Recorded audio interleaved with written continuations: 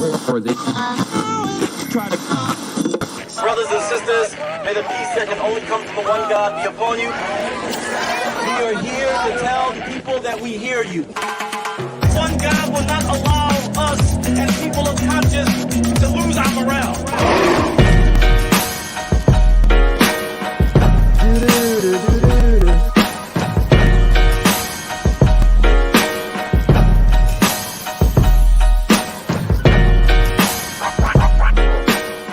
Powered by our patrons.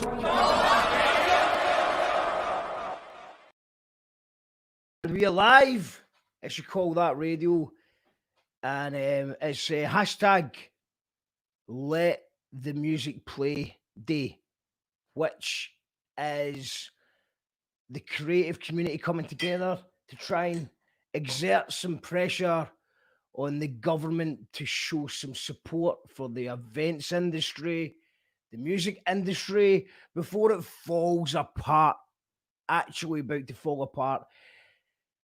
Everyone who works in festivals, everyone who works in live gigs, everyone is fucked, basically. And if there isn't some support right now, then I don't know what's going to happen. I don't know if there's going to be venues for us to do things. I don't know if there's going to be... What's going to be left? It's quite depressing. But it doesn't need to be depressing.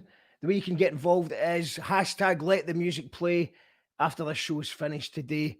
Maybe just put a post up, a picture of one of your favourite gigs, and maybe just a wee paragraph about what live music means to you, what art means to you, and how important it is to maintain it in that world, how important it is, because live music's the first to go, and it's going to be the last to come back, and there doesn't seem to be any safeguards, any help, nothing in place right now.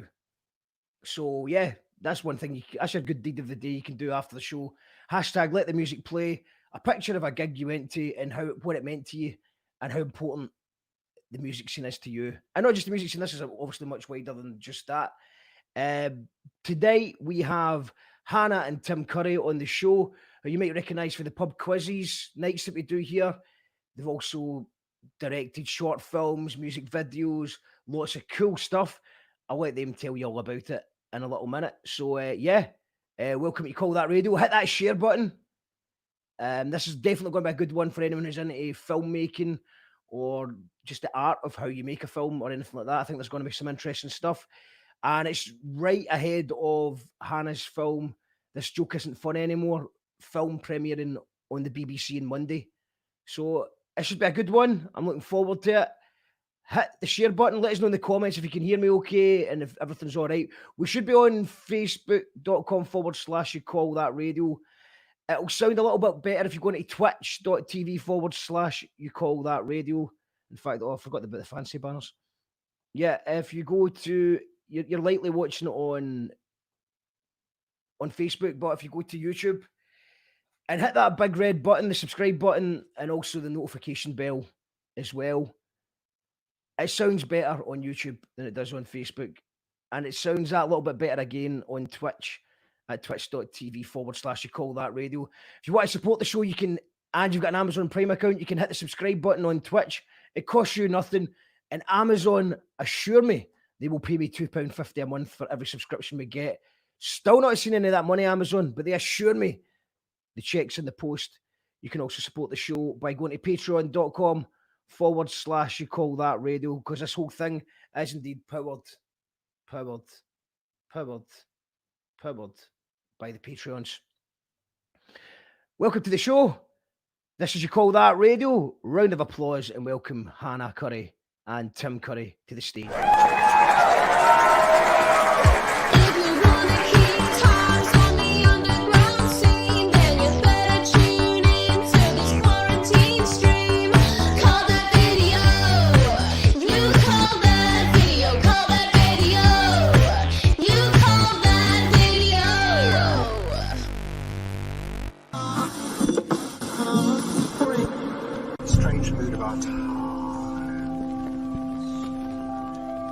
You call that radio?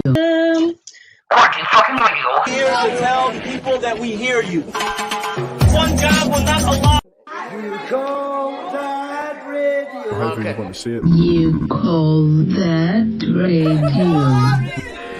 You call that radio. However you want to say it, that's kind of part of the fun. Powered by our patrons. Brothers and sisters.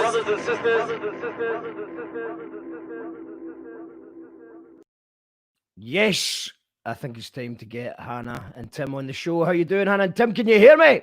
We can hear you, man. We want to share this. I want to share this on Facebook, but I don't have time. All right. Yeah, you do. You can just do it. I'll start talking to Tim first. But yeah, Okay.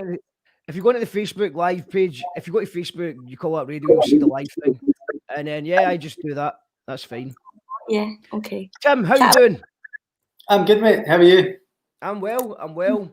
We were just, the time came and during soundcheck, we were in the middle of talking about conspiracy theories, which we can maybe go back to in a little bit. We'll go there in a little bit.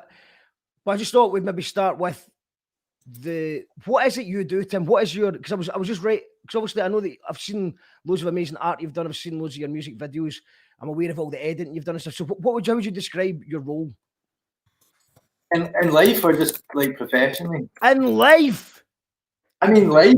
Oh, fuck, it's easier to explain it professionally. I mean, like, professionally, I'm an editor. Like, I've been an editor for almost 10 years. Like, I mostly do just like television stuff, you know, like lots of light entertainment, lots of game shows, that sort of stuff. And then, obviously, me and Hannah started working together. We did We Are All Here, and it was basically just me and her in a suite. And weirdly, normally, I mean, you've probably seen it from the pub quiz, we can sort of argue over the smallest things, but we work really well together in an edit suite in a sort of in a professional capacity. So we've had like a few things on the boil and this and that, but obviously with everything that's gone on, things have been put on hold a little bit.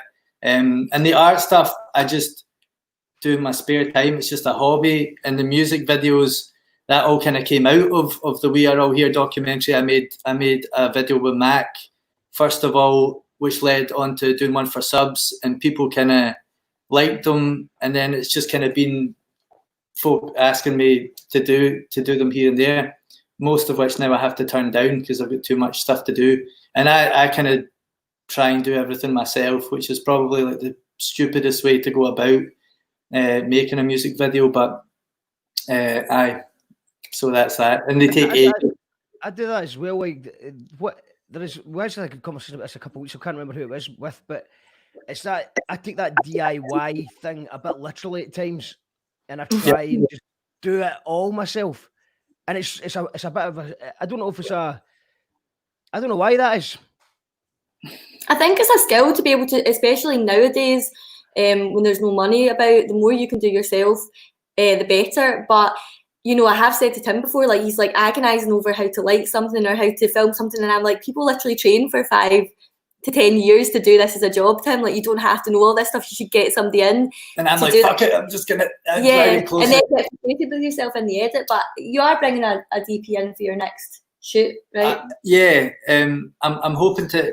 Basically, me and Hannah went to America with Callum's mum and sister for the student BAFTA awards, and we met all these. I mean, we met all these young filmmakers. I'm not including myself in that. Like, I'm a graduate. It's just quite funny in the photos. They're all these like really. They're not all young. You can be I was a postgrad. I suppose so. But I mean, I was well older. Like, I just felt like I was kind of crashing a party. But we met like a lot of cool people, and one of the girls who was a cinematographer on another film that was nominated in the documentary category, we got on really well, and she put me in touch with this cinematographer from Edinburgh. So I've been talking to him because the next one I want to be like really cinematic. I kind of lean on fancy editing tricks, and I'm trying to teach myself animation, you know, to kind of jazz it up a bit. But this one I want to be really cinematic. It's for Subs' next single off his Lost and Found EP, and just the idea in my head, you can't really cheat, so I need to get someone that actually knows professionally how to make it look. And this guy, I've seen his showreel, and it's fucking unbelievable. So obviously it's just like trying to strike a balance between like, how much is this going to cost? How much can we afford to spend on it? But But it's pretty incredible, I think. I mean, seeing what Tim's done, essentially teaching himself to edit, to shoot, ordering props and like practicing face makeup on me and stuff like that, which sounds like we spend all our time together. We don't. I'm between houses right now, which is why I'm here. And, people think we're married. We are brother and sister. And we're not. We don't spend that much time together. It's just I don't have a home at the moment, and Hannah's homeless, and I'm not. I'm between places, but basically. It's super impressive to see it all come together, and I do watch kind of the finished product of what Tim does, and I'm like, fucking hell, like people would pay good money for that, and he's just done it all himself. And almost kind of like, if he did have a budget, and if he did have, a lighting guy, a camera guy, a proper animator that can do it, then like he could create amazing stuff. And it kind of, I think, is just, it shows that really. And that's not just him, that's just like graft and kind of being like loving music videos or loving videos, films, and being like, oh, I quite like that, or using that as a reference. Anyone can do it. And that's something I'm really keen on as a filmmaker, is sort of showing young people, especially, or people that are new to it, like, this isn't rocket science. A lot of people in the industry I can do it, for fuck's sake. But a lot of people in the industry would have you believe that you have to have this, that, and the other. You have to spend loads of money. It's just not true if you're passionate about making something. There's ways around. It's like, it's hard sometimes, especially when you're starting out. I mean, I felt like I've came into this like having been an editor for a long time, so I don't really have to worry about that part of it because I know how to do that. You know what I mean? It's like I've spent a lot of time, more time than anyone would do it as a hobby. So like that's taken care of. And I actually wanted to be a director way back when I studied and stuff like that. It just never really, I don't know. It was just weird how I kind of fell into like being in a production house, and then I got a job at STV, which was post-production, and then it was a lot more technical, which actually kind of suits my kind of skill set. Hannah's like a writer and can do all the social media stuff and all the organizational aspects of like projects, which is why she's so good, is like, organizing. I mean, I could never have done what she did on the Lumo film. It's not just a balancing act. It's like keeping everybody, like, try to keep everybody happy, and like, organizing shoots, organizing where people need to be, the logistics of like, setting up all the shoots. It's like, I mean, I find that hard enough when it's just like me and subs try to like break into a tunnel. Do you know what I mean? But yeah. Where was I going with that? I don't know. It's interesting what you're talking about, the fact that it's not just the sort of film industry, but it seems to be more widespread everywhere, that you do need to become a jack of all trades, because there's not really many jobs about anymore. So you've just got to kind of sort of learn a bit of everything now. Yeah, and I think not be daunted by that. I definitely was for my whole entire 20s. I knew I wanted to make documentaries, and I was too scared to do it because I was too scared of fucking up, basically. And I'd kind of been working in commercials at the time, so I was a producer, working with these kind of big directors that were getting loads of money, and really, really good cameramen, and just thinking like everything needs to be perfect, and if it's not perfect, if it doesn't look like that, then so just thinking like that is out of my remit. It's not something I can achieve, and it took me a long time to kind of give it a go, and then realize that actually, it's not one shoe fits all. Like, my documentaries aren't going to be the super slick. Well, if I had the budget, maybe they would be, but they're not going to be the super slick things you might see on Netflix, with multi-million-pound budgets. And they're kind of more gentle. They're a bit shaky, and they're quite personal. But they don't have to be perfectly shot. And actually, even after I made the Lumo doc and it did well, and then made the second doc about my aunt and uncle, I was obsessed with the quality of the film. It was like any time we were at a festival screening, people were saying nice things to me about the film, and I'd be like, oh no, but it's not shot very well. Always putting myself down, putting the film down, and 100 times out of 100 people would reply to me, I didn't even notice the camera, or I thought it was shot really well, or so I've stopped doing that. I've really, really tried to stop criticizing my own work, because nobody else does. It's only me, and I think that's kind of the perfectionist in me. And I think a lot of people that try to be creative have that and are scared. But really, it's like, I have made some really bad stuff. I went back to uni, I've made some stuff that was, you wouldn't show, but what it has taught me is that nobody cares, and you can go for it, and you can get better. And I'm still learning and I'm still trying to get better, but I'm sort of seeing the path now. It's not that these people can direct and I can. It's like these people have given it a go. They've had the confidence, and they went for it, and then they've got better at it. And that's all you need to do. So definitely, people that are interested in it shouldn't be scared.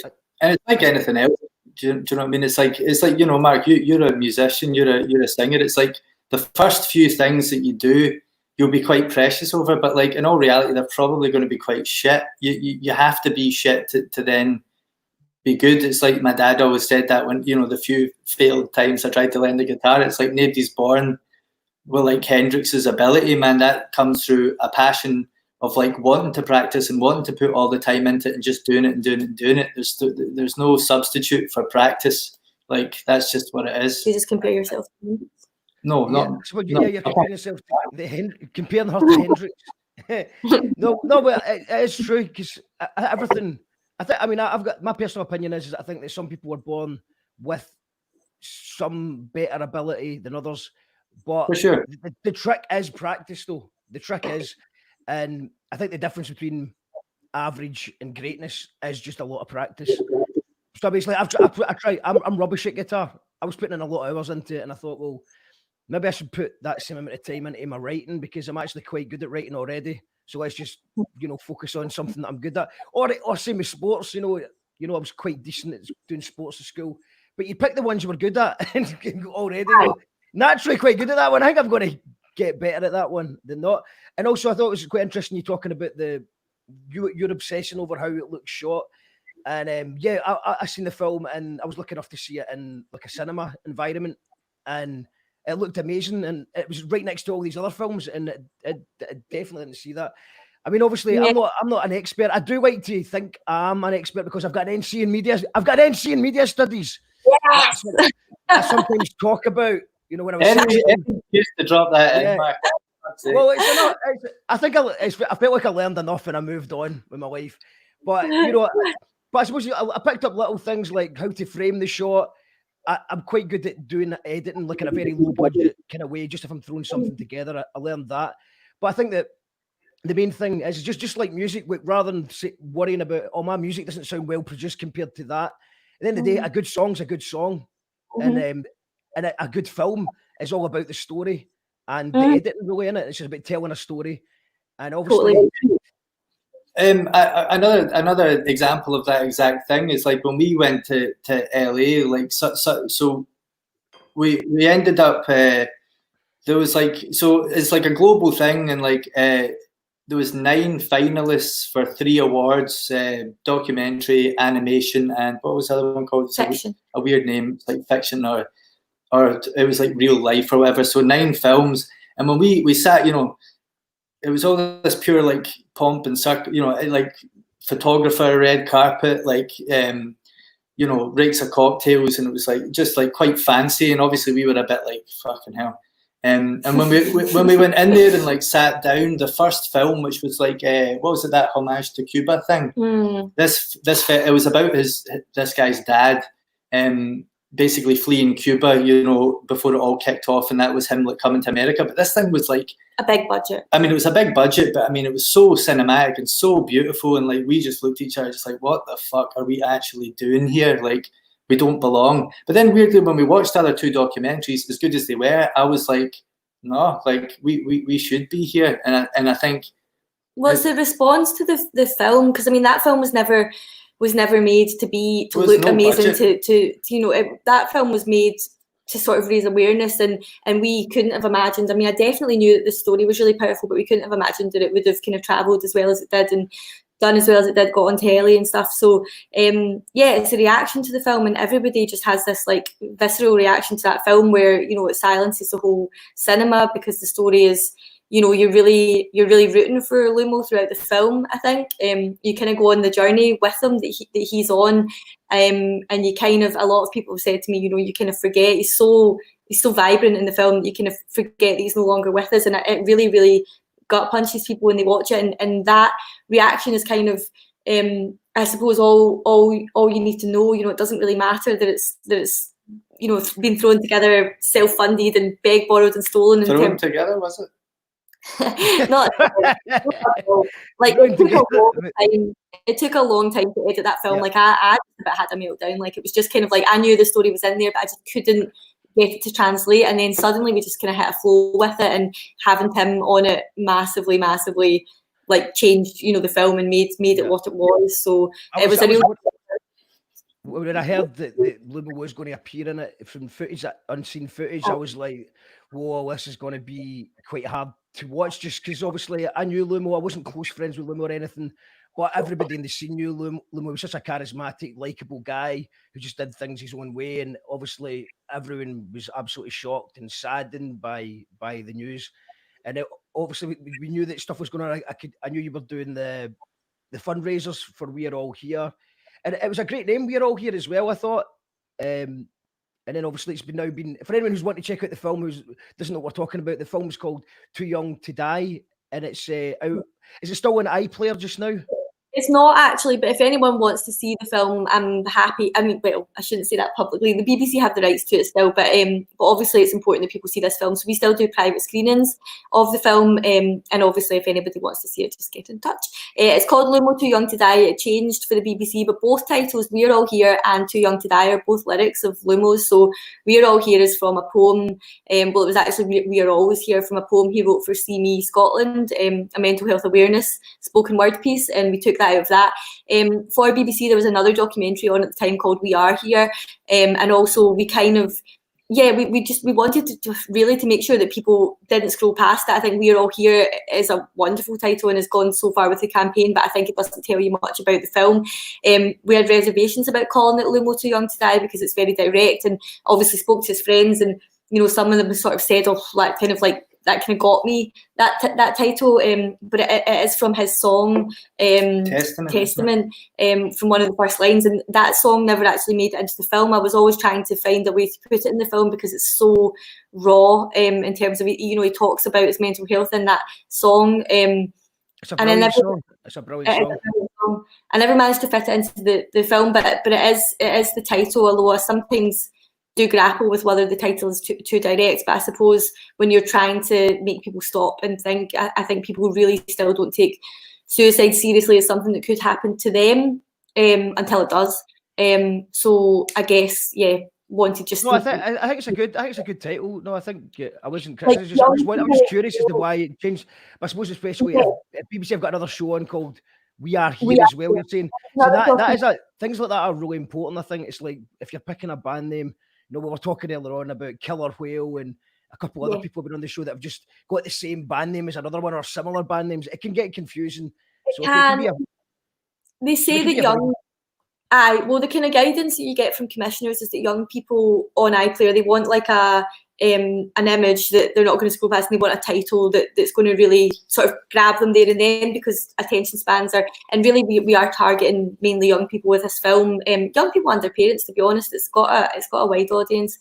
But yeah, I'm more than, it will be on BBC again over the next few years, I would say, or certainly maybe another time before the end of this year. They're averaging about 3 times a year at the minute. Yeah, it's been on a lot, which is great. Yeah, no, I mean, like, no complaints at all. And and then we've got this other film on Monday night on BBC, which is much shorter. It's only 12 minutes long, so people should be able to... and I've not seen that one, so I'm actually really looking forward to that. I think it's a great concept. Should we maybe show one of your trailers just now?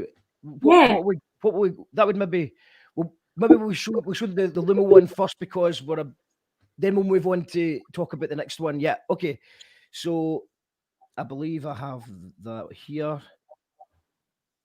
Yeah, got it here. So give me 2 seconds. You've set up your green screen to basically just look like your room. You've really ironed out. It's very realistic, isn't it? It's really super realistic. Yeah, man. I mean, I think the problem I've got just now with the green screen is that we had it all working. Obviously, I needed to iron out the creases a wee bit, but it was working in the test runs.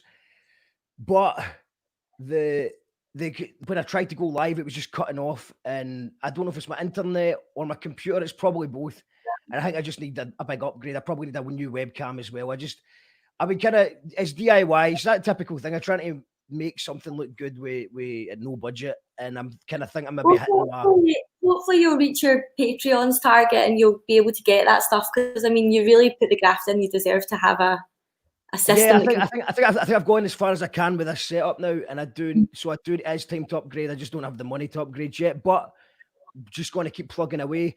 Can I hit a wee kind of? We've kind of stalled a wee bit. We kind of sort of the last couple of months kind of go up to 155 patrons, and then we usually go down to about 100. I think it's 148 again because it's the start of the new month. Because obviously some people can't afford to do it every month, which is completely understandable. So kind of like right now, I'm just kind of going one step forward, one step back. After been kind of growing constantly, which is a wee bit sad to see the growth stop, but at the same time, I've still got to be very proud and very happy of the It's amazing. It is a recession, but yeah, I mean, it's like Tim and I obviously just throw a few quid a month in, but it's such a, like, it's the same price for a price of a coffee a month. Then you're on here every single night giving people entertainment, also more importantly giving people a platform to talk about their art. So if you can afford 3-4 quid a month, then and I won an incense thing in that hotbox this place all the time with this incense thing. So we should get that on actually. No, you won't be able to see us. 80s. So yeah, support Mark. Yeah, thanks for that wee advert. I'll just put the Patreon link in the comments. I would try to do it less because I think it's just that gets annoying after a while just by talking about patrons. But if the guest brings it up, then who am I to not mention it? You can. Joe Rogan used to talk about fleshlights for like 20 minutes every episode. We don't have any adverts. We don't have any adverts, and we don't have any sponsorship, and we don't have any censorship at this point. So we're just building a thing. We're building a thing. Yeah. Just to see how many people who's tuned in. Hold on. Let's just see. In fact, no. Let's not do that. Let's watch the. We're getting distracted. We're going to watch the trailer. Okay. So another question I want to ask you, just because you were just saying about trying to fit in like a song and how you go about doing it and stuff. Did you go in with a set amount that you wanted to do a film? Did you go, right, this is a short film, this has got to be under such and such? How does that kind of work? Is there a time limit you're putting on it? You talking about Lumo or just in general? Yeah, Lumo. What is specifically the Lumo one?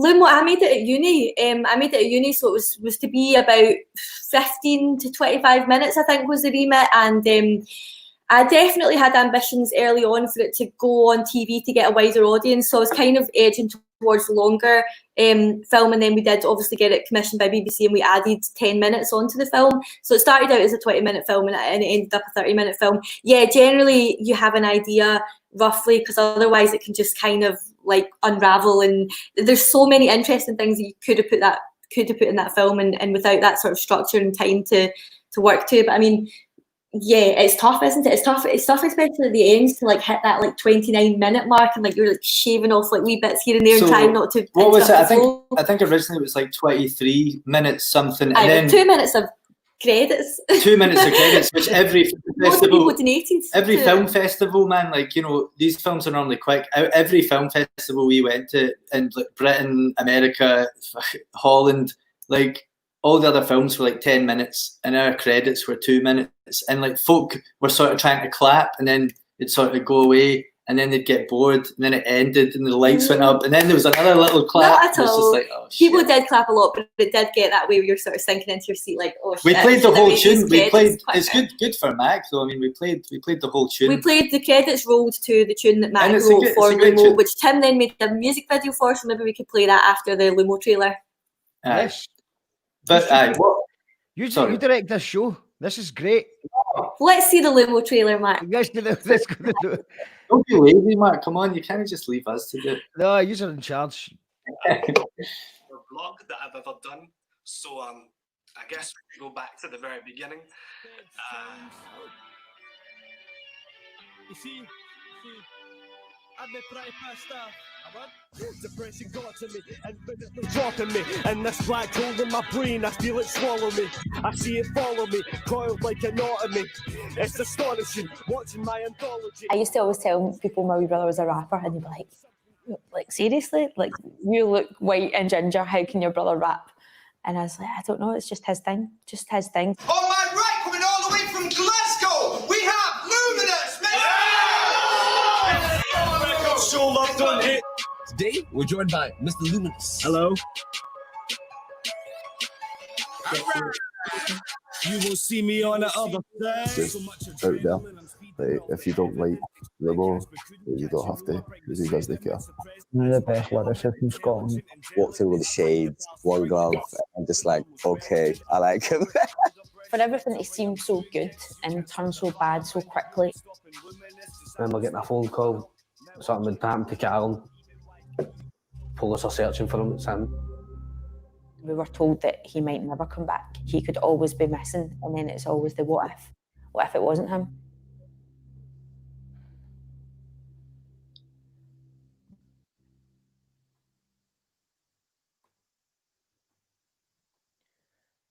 Yeah, it's so hard to even watch it.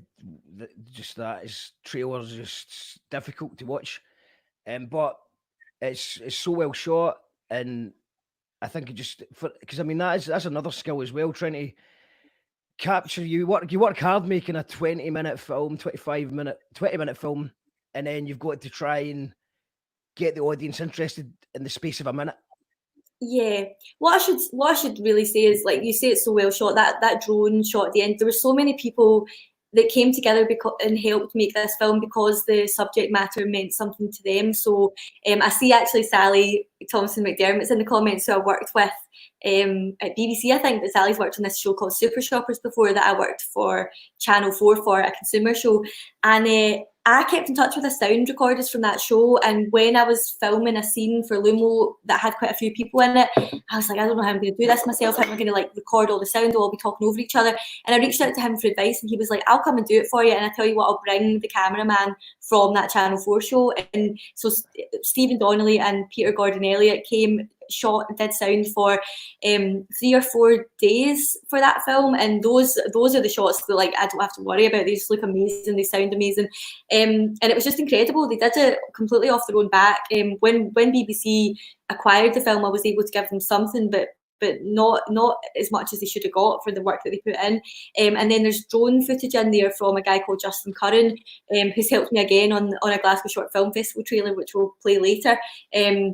And again, off his own back, has personal experience. Like same with the colour grade, the Blazing Griffin, the guy that was kind of the managing director of Blazing Griffin at the time, said the story really, really spoke to him. He'd had mental health experiences himself, and everyone just mucked in and made it what it was. And I think like that gave it that extra sort of, that kind of propelled me to keep going even when it did get difficult. It was kind of like, everyone's so invested in this, and they're invested in it because it's a great story and because it's really, really important. So that kind of kept us going to the finish line with it when it did get tough. There's just a lot of people, man. In my old work, it's like not there anymore. But my old company, Editworks, like they again like gave us the edit suite. I was working like 9 till 6, and then me and Hannah would just work like Monday to Friday and over the weekend. We did that for like 2 or 3 weeks, and like another editor friend of mine who's a bit of a mentor to me, like she was like watching it and like just giving suggestions and stuff like that. So, and again, like the whole hip hop community as well, man. Like there's just like Hannah said, it was just like it just became this sort of like movement all on its own, and it was really encouraging because like obviously we were knocking our pan in like just ourselves trying to put it together, but like we just had so much support and like energy behind it. Just like it was fantastic, and it sort of just reaffirmed your kind of belief in humanity a little bit. Like, you know what I mean? Like we both had, or certainly I had like personal shit going on at the time. I wasn't like in a great place, but it just it really meant a lot. And then like becoming friends with like Subs and Mac and Danny, Jackie, everybody, like. Like I was at Jen's, Callum's sisters. I was at hers last week with Jackie and Janet, Callum's mum, just for dinner, and it was lovely. Like they're friends for life, and they're so we all are kind of united by the film and united by the kind of movement behind it, and really not wanting to let the ball drop in that. I mean, we still have the We Are All Here social media pages, which I'm always trying to keep updated. Obviously, our kind of next move was to take the film into schools, universities, and we started doing it. We spoke to mental health nursing students, and we had a high school screening scheduled, and then obviously COVID hit. So really, really keen to keep getting out there. And we did a Zoom screening for young farmers in my mum and dad's hometown. It was one of their mates asked if we do it, but really good turnout, male and female young people who and then the discussion afterwards over Zoom, sort of talking about I mean, a lot of these people were kind of, there was one person that was like, but is depression really a thing? Does it does antidepressants, does it really help? And I was sort of able to talk about, my experience of being on them and what they did for me, but that it's not for everybody. And yeah, just to have young kids in their late teens talking about mental health over a Zoom call on a Thursday night is important, because without those conversations happening, people might be suffering and not realise that there's other people in the same boat. So we're super keen to do more of that if we can. But also, I mean, we were talking about the music video side. I mean, the first music video that Tim actually directed was off the back of this film. And I think the experience, you've been doing game shows for years and always wanted to kind of cut. Tim's like a massive movie buff. Like, I'm looking at his DVDs over there, and there's like thousands of them, and giving me a movie education to the best of his ability. It's annoying to watch films with me because I'm like, who's that again? But like the title sequence will be up in black, and she'll be like, what is it? What's that about? It's just like, it's The Godfather. I've told you about this. I know, I'm bad. Yep. But basically, I think I sort of saw Tim's confidence grow as an editor. I saw him kind of get, becoming mates with these guys whose music he'd admired for a long time, and just being like, they need a music video, I'm going to give that a go. And then just like turning out some amazing work. And this one for Mac was turned around really quickly because we wanted to release the track off the back of the film. The track was written for Lumo by Mac. And it's so powerful. It's a spoken word piece, was it not? It was a spoken word piece that Mac read on camera, and then I think we should set that to music. We reached out to Kid Robotic, got a beat off him. I think we paid, again, we managed to pay him a bit more when we got the BBC money back. We paid him like 30 quid for this amazing beat, and it just was perfect. There was no changes, he sent me, and it was just like, wow, you've just got this. Mac went round to kids and recorded it. Big Shamu sang on it. Yeah, the voice, the kind of beautiful haunting blues sample is like Shamu singing. It's amazing. And then Tim made a video, so maybe we should take a look, Mac. I would say take a look. Maybe that's a segue and a half. But no, me and Mac, like, it's actually shot in my old work in the Hub. The guy who was the manager. The pub, is that like? Oh yeah, across the next STV and BBC and stuff like that. Yeah, man. So that's where my old work was, and I knew the guy Thomas. Like, shout out Thomas, because he went and bought me and Mac 8 beers and never took any money for them either.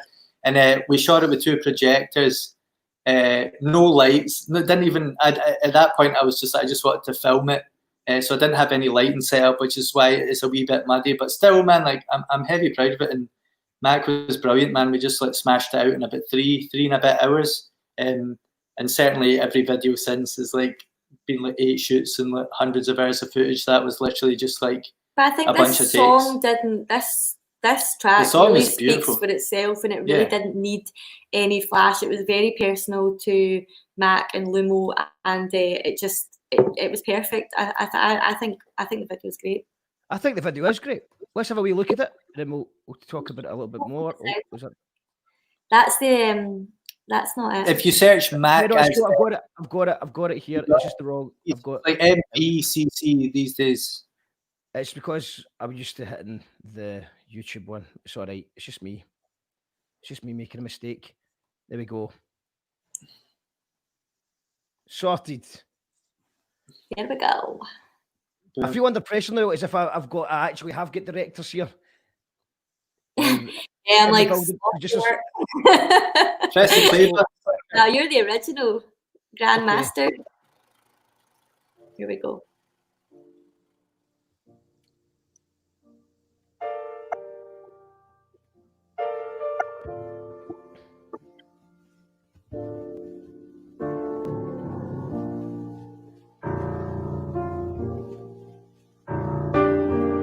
A couple months ago my life was at a turning point. Had my future settled, even got myself about the void.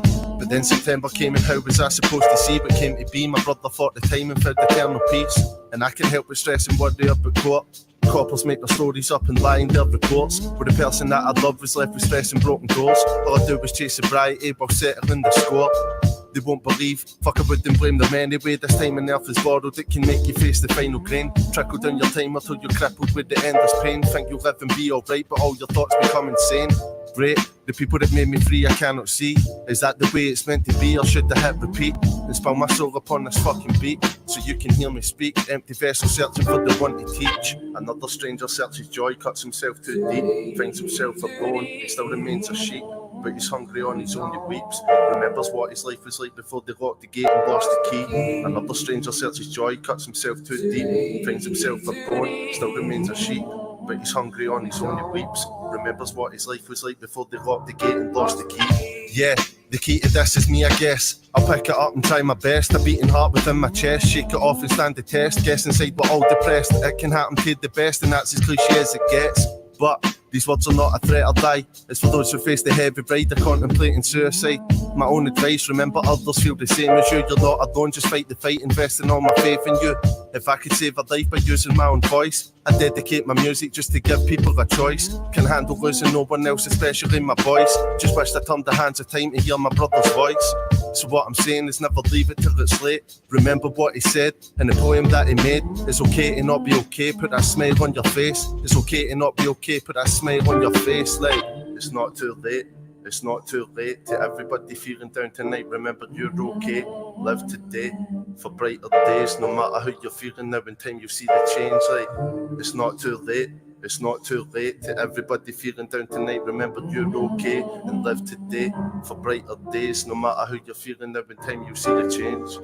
Another stranger searches joy, cuts himself too deep, finds himself alone, still remains a sheep, but he's hungry on his own, he weeps. Remembers what his life was like before they locked the gate and lost the key. Another stranger searches joy, cuts himself too deep, finds himself alone, still remains a sheep, but he's hungry on his own, he weeps. Remembers what his life was like before they locked the gate and lost the key. Everybody put 2 fingers up on Lumo right now. On his own. Lost the key to the on his own. Lost the key.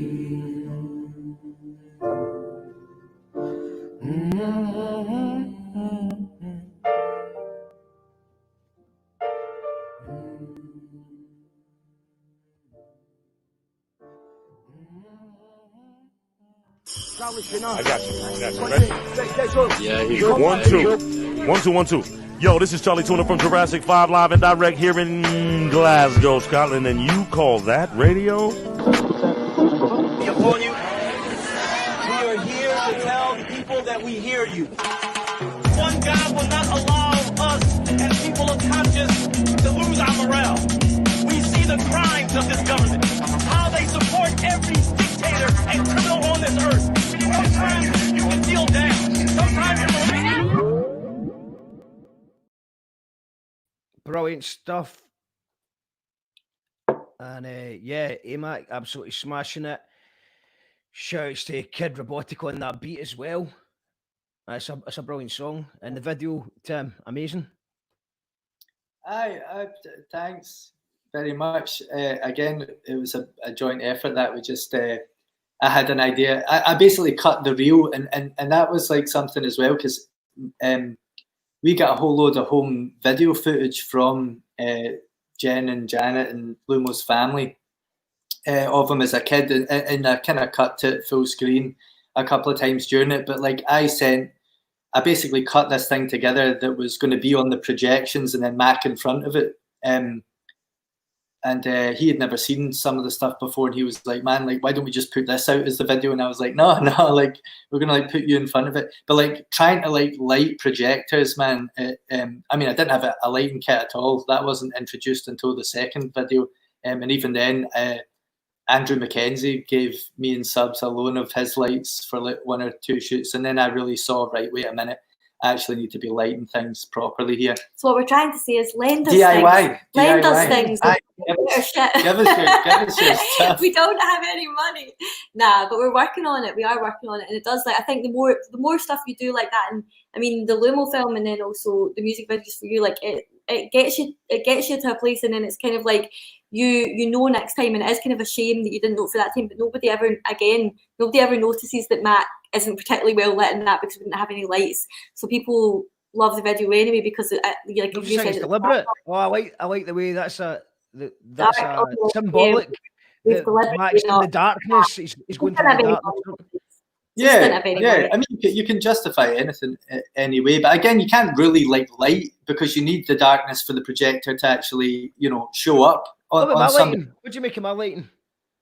Am I doing Top this wrong? Top class. It's the sort of thing you'd see in Vogue. Yeah, is there? Because I've moved the room a few times, so at there was once that I did get the lighting just bang on perfect, and it's never worked out since because obviously I think the lighting's good. You've got things to worry about, like obviously I don't know if you've ever heard about seasons changing and it gets brighter outside. In March it wasn't as bright outside, but in July it is. So you've got curtains to worry about, and then you've got multiple lights. And sometimes it works, sometimes it doesn't. I feel it's a bit bright. It feels like it's I feel like there's a shimmer of light on me. Like not all of me. You can see your face and your eyes. Like you always want to light the eyes basically and see them. Like I've got lights for Zoom to Groom, which I'm obviously a live show that I'm producing right now. That have been lent to me once again by Progressive Broadcast, who are amazing. They actually lent me all the kit for the Lumo film when I was shooting it for uni, totally free again. And they've lent me lights for Zoom to Groom. The guy Brian there is just like a total legend, a guy that supports young filmmakers and new talent and stuff. As long as you look after his stuff, like he looks after you. And again, the first thing I want to do when I'm getting proper budgets is take my business back to him because he supported me kind of in my early career. And so what was that name? Sorry, that's a brilliant thing. What's he called? Progressive Broadcast. I'm not saying I can't say he doesn't. I do know him. He doesn't. It probably doesn't. He's like, what the fuck are you doing? I'm not saying he does it for anything. So he just gets an email. I don't know who you are, Mark. Who? Get. He has a company, but what I'm saying is like he's been super kind to me. I've known him since my STV days, and just if you need kit for stuff, they're guys. They're really reasonably priced anyway. They're just out in Govan, like kind of near Ibrox Station. But yeah, again, man, like I mean, sound people. Yeah, very nice, man. He's really cool, and some of these companies, like I've hired things from before, and it can be a bit of a ball ache with stuff, but like he is as nice as they come, and he's just a nice dude. What's it? The STV days. Tell us about your STV days. There's not much. Boring. There's not much to tell. We both worked there separately. So Tim went in first. I went in there first. I lied quite heavily to get that job, because I'd been too honest, man. I'm a very honest person, and I got turned down for a couple of places. And I thought, you know what? Fuck it. See the next interview I get. I was working in a call center at the time for Sky, and it was probably my lowest ebb, just because I fucking hated the job. Like, it was just horrible. And I was like, right, I need to like stop being nice. And I lied quite a lot. I mean, not like to an illegal amount of lies, but certainly I lied quite a bit. And I got the job. I got the job. You got to sell yourself. You know, like what does Thingy saying? Train spotting like shows initiative, just to get my foot in the door. Yeah. So he worked in post production, like running. Then he got headhunted by EditWorks. Pardon me. This Jack, like, I watched back some of the quiz, by the way, Mark, that we did the other week, and it was such a riddy. Because I barked really loudly on air. And oh yeah, I've dread to watch it back. I've not watched it back. It's so funny. Mark, you need to portion that bit off and get that into one of your trailers. They're very gassy. So good though. It's like something about the Coca-Cola with it. I can't get enough. If you watch it back on Twitch, Tim, since you're an editor, just bear this in mind. If you watch any of these shows back in Twitch, there's a very easy snippet tool. So if you see a bit, just snip it, and then that means I can just download it easy. So it's just I don't watch any of these shows back. Well, I wouldn't want you to be seeing any of that. That wasn't. You were either in the quiz that night, and if you know. I wouldn't want MD to be watching it back. It went on for 6 hours. Your quiz went on for 6 hours. 6 hours. We were listening my mom was basically my mom. as she likes to do with everything, was like, "You'll need to tell him. You'll need to tell him. Nobody can do a quiz for 6 hours." We're like, like, I was like, Mum, he doesn't give a shit about any of that. It's like, somebody, if anyone's watching this on Twitch, can you just snip it that wee bit where he says, "You need to tell him. You need to tell him there's a quiz for 6 hours." Someone can snip it that in Twitch. That'd be great. You'd have gone full Mark Quizmaster on her if you did. Honestly, I need my mum to challenge you on the live feed and see you go mental. That's what I need. She's not even. Yeah, I've already apologised. I had to do a public apology about the pub quiz on Monday. I loved it. I loved how we went back to Zara to read her answers and she was in bed, like half naked, and everyone's like tuning in at like 1:45, like Zara's answers. Like it just. I actually had a couple of my friends on Instagram, like just like in the messages, because I think I'd put up in my story, and this lassie who I know like had done the quiz the first time. And I think she'd text me then, being like, "Oh, I was working the next day, and it did go on a bit." And then when I woke up in the morning, because like, I mean, we were drinking, for quite a while, and whatever else. So maybe that's not. why I love it. It's a pure excuse. It's like, oh, it's Thursday night quiz time. Get the tins in. We've got about 40 cans in the fridge. But I opened up my messages and she was like, "Ah, fuck's sake! I need to remember never to do that shit again." And I was like, "What? It was so much fun." I loved it.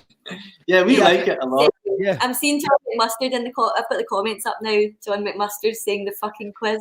John McMustard claims that he won, even though he didn't answer one of the rounds. But what I have promised is I have listened to the complaints of the people. There will be a full internal investigation into the pub quiz and with full transparency and everything. So I think it should be an external investigation. It's a Levinson inquiry. You can't do the internal investigation, or it's not gonna. We'll do it. Okay. We'll do it. Okay, fair enough. We'll watch it back We'll watch all 6 hours back and make notes, and we'll be in touch, John. Okay. John's a difficult quizzer, man. I have to say, like he's amazing stamina. He's stuck with. Stamina. No, he didn't know he got to the 5th round and then he just walked home. So he actually missed the 6th round. He missed the last round with Sarah, and then he won. No. Anyway, the pub quiz is available if anyone wants to. We might do it again. So fun. That was a burp and a half. Best one of the lockdown, says John McMustard. More to come. I can feel it. Like I'm very gassy right now. Joe says pub quiz was magic. Yeah, amazing tune and cracking video talking about the AMAC tune. And so is Quidsia, says that's so good. Setup is fine and guests are fab, says Angela. Thank you, Angela. Thank you for being a Patreon. New iron, says Johnny Stone, is a suggestion. Yeah, I mean, I will splash out a new iron once the internet and my computer can handle the pyre of a. My grand's got an iron going. My grand's got an iron going if you want it. I need it too, man. It's crunkled. Yeah, my grand's got an iron going. She was telling me about it. I've never had much need for an iron. I've used a tumble dryer in the past, and it's like sometimes. She asked me if I wanted it. I was like, I've got no use for an iron. I've got clothes hangers. Sometimes sometimes things are so crinkled that they just need to never be worn again. Exactly. Put them in the bin. Anything that needs hand wash, just put it in the bin. No, don't put them in the bin. That's bad for the environment. Give it to one of our Jen, who will make it into a face mask. She's taking material. So if you get any crinkled shirts that you can't be bothered ironing, turn them into face masks. I have loads of t-shirts that have perished at the armpits that I could give her. Oh, we're live again, shit. I thought we were behind the stage there. Perished armpits. It's true. I don't know why. Please can we not dwell on this part? Let's talk about. Okay, Sally says this is fab chat. We, especially women, need to be better at giving it a go. Colleagues need to be better at praising, supporting, and nurturing talent. Too, huge amount of respect for you both, talented and kind. It's so true. It's so true, though. Not that we're talented and kind like that. And humble. And humble as well. no, that's a nice thing to say. No, but I like it's really, really true about women not putting themselves forward, and I really do think we're peeling back a layer right now. Like it feels like a sort of, second civil rights type movement that's happening right now, where people are sort of realizing that despite how far we've come, just hasn't come far enough, and really we have racism and sexism and all these things just in different guises now and entrenched in institutions. And yeah, it's so true. And I think I've seen alongside the BLM movement a lot of people talking about transparency in terms of women's pay, and guys, like really brave and respectable guys coming out with their truth about how much they're earning, about how they got their first directing job, and it just like no women being able to relate to it whatsoever, because we're like, oh, like we've never even. So it's interesting. It's really interesting. But yeah, now more than ever, I'm kind of fighting for that. Like I've got a few young filmmakers that I try and mentor, and I really hope to get into the position where I can help. I really hope to get into the position where I can kind of help them in some sort of collective way to either get on shoots that I'm doing or get on shoots that friends are doing and get that experience. And because they're so talented and they just haven't got the opportunities.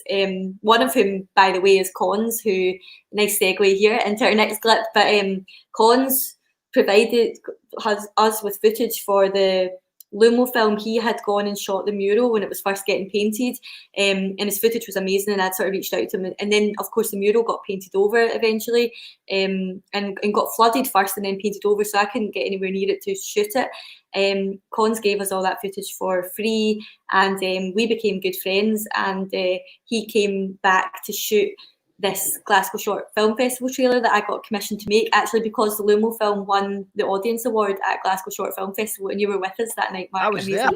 That was great. So, God, that was after the first. That was the first podcast that we did with you. Yeah. So yeah, if for anyone who's interested, there's actually, you call that radio used before lockdown. We've switched to the internet TV live stream that you see now. Beforehand, and again, season 2 of the audio podcast is coming out next month. But it used to be an audio podcast where we'd interview people with some skits, and it's a slightly different format. But there's a really good interview with Hannah and Tim. It's available on Apple and Spotify. Just look in, you call that radio Hannah and Tim, and you'll find it. And that was a great day. We ended up we went to see the film. You won, and there was after party drinks, free bar type thing going on, which is fun.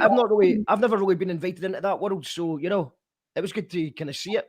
And Tickle was there too. Tickle was there, and Sarah. Yeah. Yeah, it was a good crowd. We met James Price properly that night as well, and James is an incredible filmmaker. Massive respect for his work. He screened at Glasgow Short Film Festival alongside us, and he's been on the BBC with his films as well. He's definitely one to watch. He writes fiction. He's gonna be big, but just like a really authentic Glasgow voice. Springburn. He's from Springburn. I got on like a house on fire with him that night as well, and it was just good vibes all round. But essentially, because we won the Audience Award, we were commissioned to make the trailer for this year's festival, which of course was postponed. It's now going to be online in It's the August. shittest prize of all time. Like, make a trailer. Oh, it's not like a bottle of gin. It wouldn't. Well, you say that, but we gave away a toilet as one of our raffle prizes on Sunday. I know, but that's giving and receiving an item. Like, we had to make a fucking trailer. Tim, let's be. I'm joking. They know I'm It's joking. a joke. It's a joke.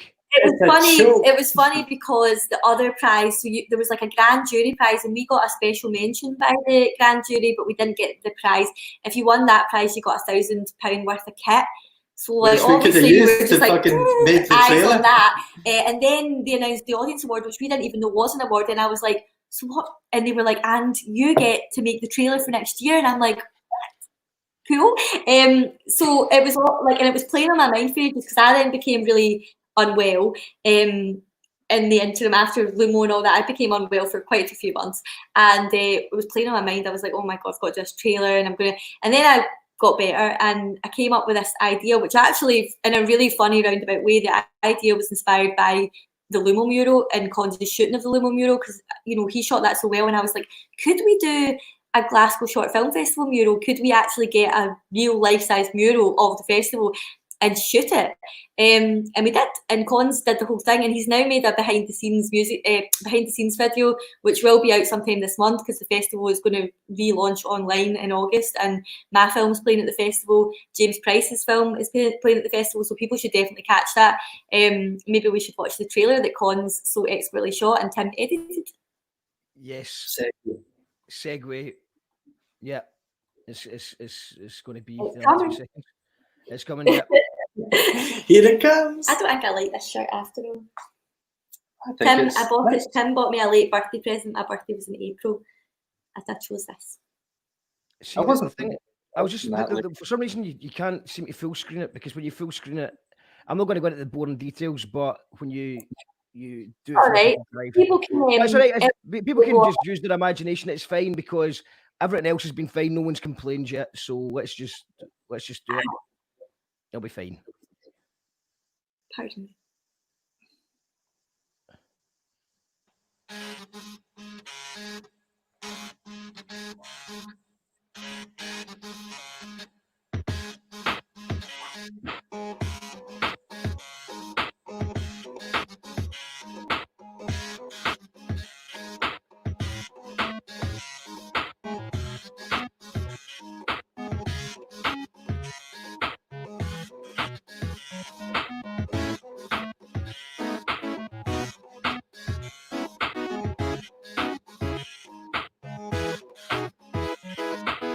I never needed anyone as much as when I needed you.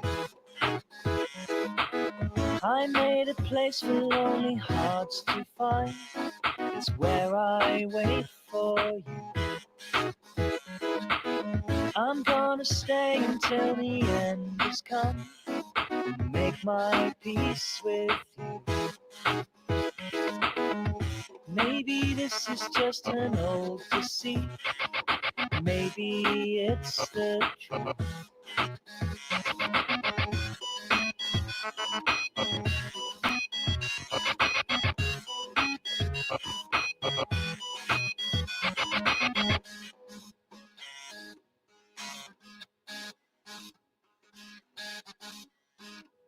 Brothers and sisters. Is that you, Daniel? Are you before me?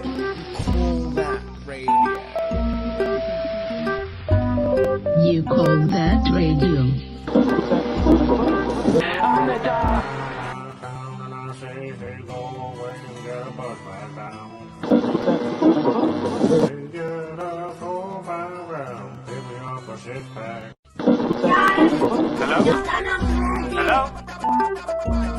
Hello, yes, this is Dog.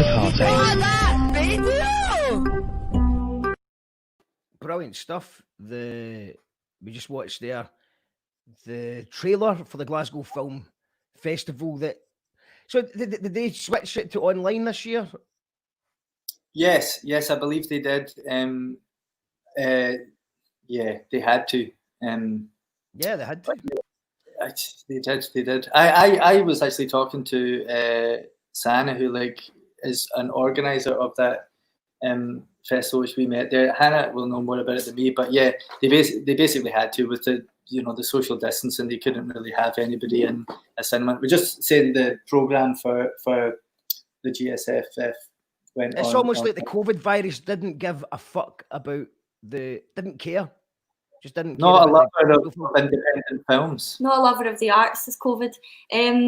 But it's amazing how people have adapted to it really quickly, and artists, or even you with this show, for instance, it's like people that want to create and put things out there and have a platform. There are ways around doing it, and it's the same with the guy that I'm working with on Zoom to Groom. He just set up. He lost all his work. He was an events guy, project manager, everything gone, and he set up a virtual pub in his attic and used a streaming service to put it out to people, and is reaching like thousands of people. And it's just people in art will prevail. It's just really, really sad to see people suffering so much, but things like a phoenix from the ashes, people will come out of it, and amazing work will be created for it, from it. And we just have to. I didn't want to do it. I mean, this whole idea of this platform's really quite. I didn't want to do it. I just knew I had to do it. I had to do it because I was like, well, people listen to podcasts, audio podcasts on their way to work and stuff, and they're not going. No one's going to go to work. Or most of my friends will admit that they don't listen to it for a few months, but then when they get on an airplane or they're traveling abroad or something, they'll listen to them all in a winner. So I was like, no one's going to travel, no one's going to commute, no one's going to listen to audio podcast. I can't put on any live events, so I'm going to do something, and that was this. But and huge respect. Like I do feel like you got it together so quickly. You paved the way, and you've given us some of our best nights in lockdown. Like really, honestly, the entertainment. The quiz is amazing. It's been so much fun, and that just like total. It's like a lifeline, really. You know, it's when even you saying to us, "Do you want to come on Thursday?" You know, it can be hard sometimes in lockdown with life going on in general as well, and then you're working or you're not working, and it's fucking tough at times. And no one even having this in the calendar, like, oh, we've got Mark's show on Thursday night, like that's going to be a laugh. I think at the time though, I was just speaking to Mark, and he's like, "I'm going to book you in," and I was like, "No, we have like fuck all crack. We have nothing to talk about. We're doing all right. We've got nothing to promote," and I was like, "We'll just do it anyway." I think this is about. I'm about 2 weeks ahead, so must have been about 2. What things? Well, Tim was trying to not do it. I don't know. It was just not do it, but just I don't know. Like, but no, we were talking about you and your graft. It's like you basically we're talking about you. Let's talk about Zoom to Groom.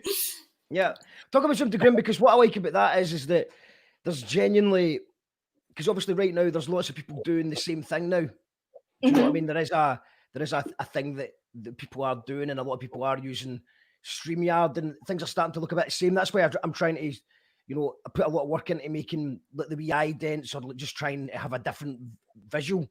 But then you come along with Zoom to Groom, and it's a totally original idea, and it's just refreshing to see something that's obviously born out of the lockdown, but it's actually entertaining to watch. Actually entertaining. It's not just a sort of watered down version. I think TV world kind of freaked it, and were trying to do their big entertainment shows via video call, and it just felt a bit wrong and didn't really work. So you were kind of watching TV and being like, oh, this is just not good. Actually, it's not great. They haven't really come up with great solutions.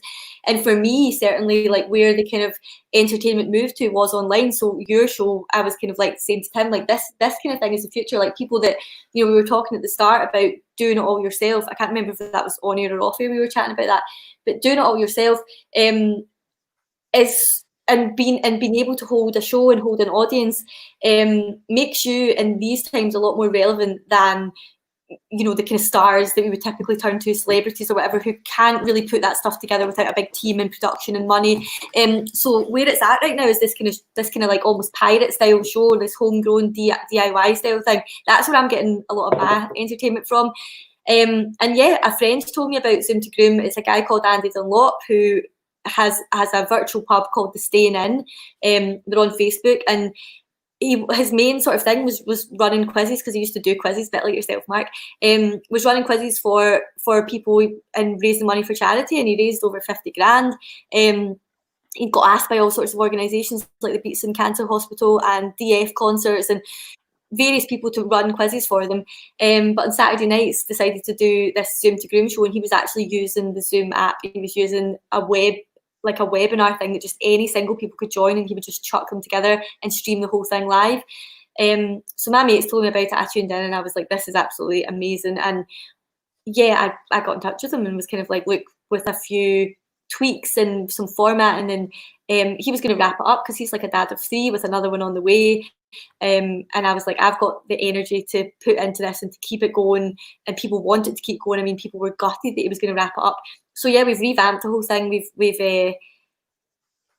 sort of rebranded it, I suppose. I just chucked in some of my own money to do it, and we're kind of hoping that at some stage we might get sponsorship or something like that to kind of recoup some of that money, and just people like Brian that gave us the lights from Progressive, and the guy that did my graphics. You know, I'm paying them like pittance to do this, and I'd like to pay them properly. So hopefully we'll get the opportunity to do that. But more than anything, it's been a total, again, like lifesaver for me during lockdown, just to give me a focus and give me a laugh. It's so funny.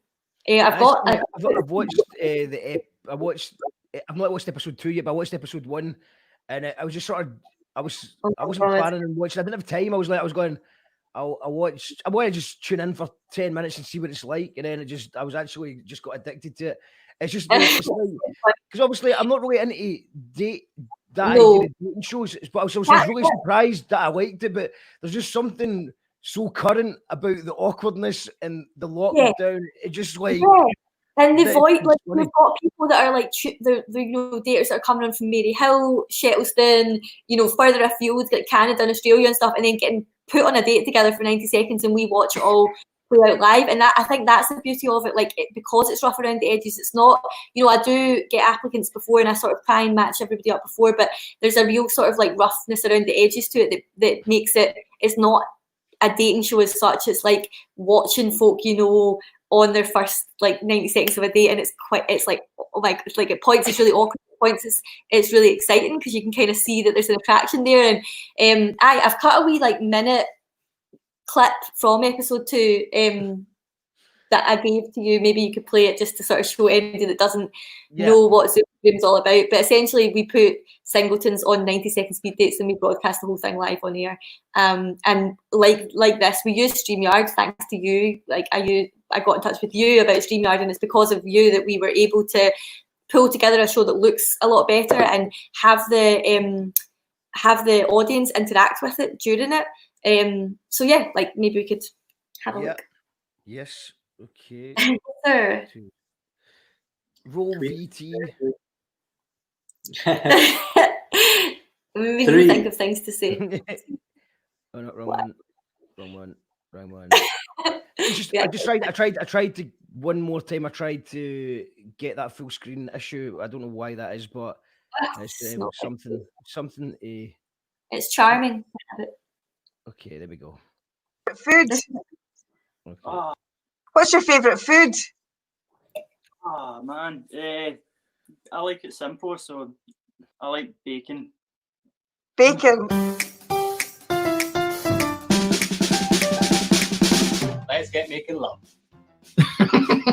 My favourite joke is something about a gorilla and a kebab, but I can't remember the punchline.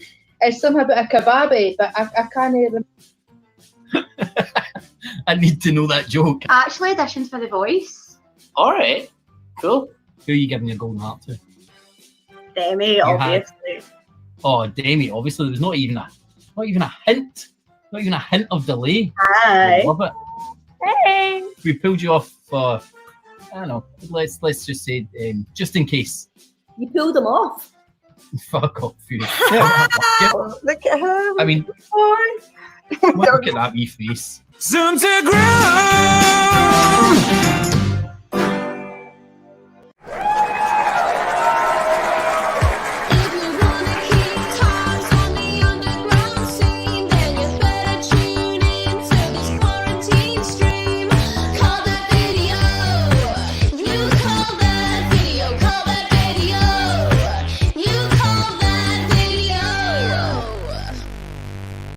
Absolutely brilliant. That Tim that's edited that, you said? Tim edited that wee reel for me, yes. So Yeah, that's amazing. Aye, he's a good editor. It took him like 2 minutes to do it. No, I just fire these things out. You know yourself. I did a wee thing for you the other day. You did. We played that at the start. We'll maybe play that. We'll play that at the end. That could be the big finale. Yeah, that's it. Aye. So, but no, man, like, it's nice to have a bit of work during lockdown, man. I've not worked since April, and I won't be working again till the end of the month. And I'm quite terrified about working again because I seem to be waking up at like fucking midday. These days, in fact, I wake up a lot earlier, but I check my phone and I'm like, what's the point? I'll just get up at midday. Yeah, man, this week my sleeping pattern's just out of control now. I've lost it. I get all these mad ideas, it's like worse than ever for like getting the notes on the phone, just like, this is a great idea for a music video, this is a great idea.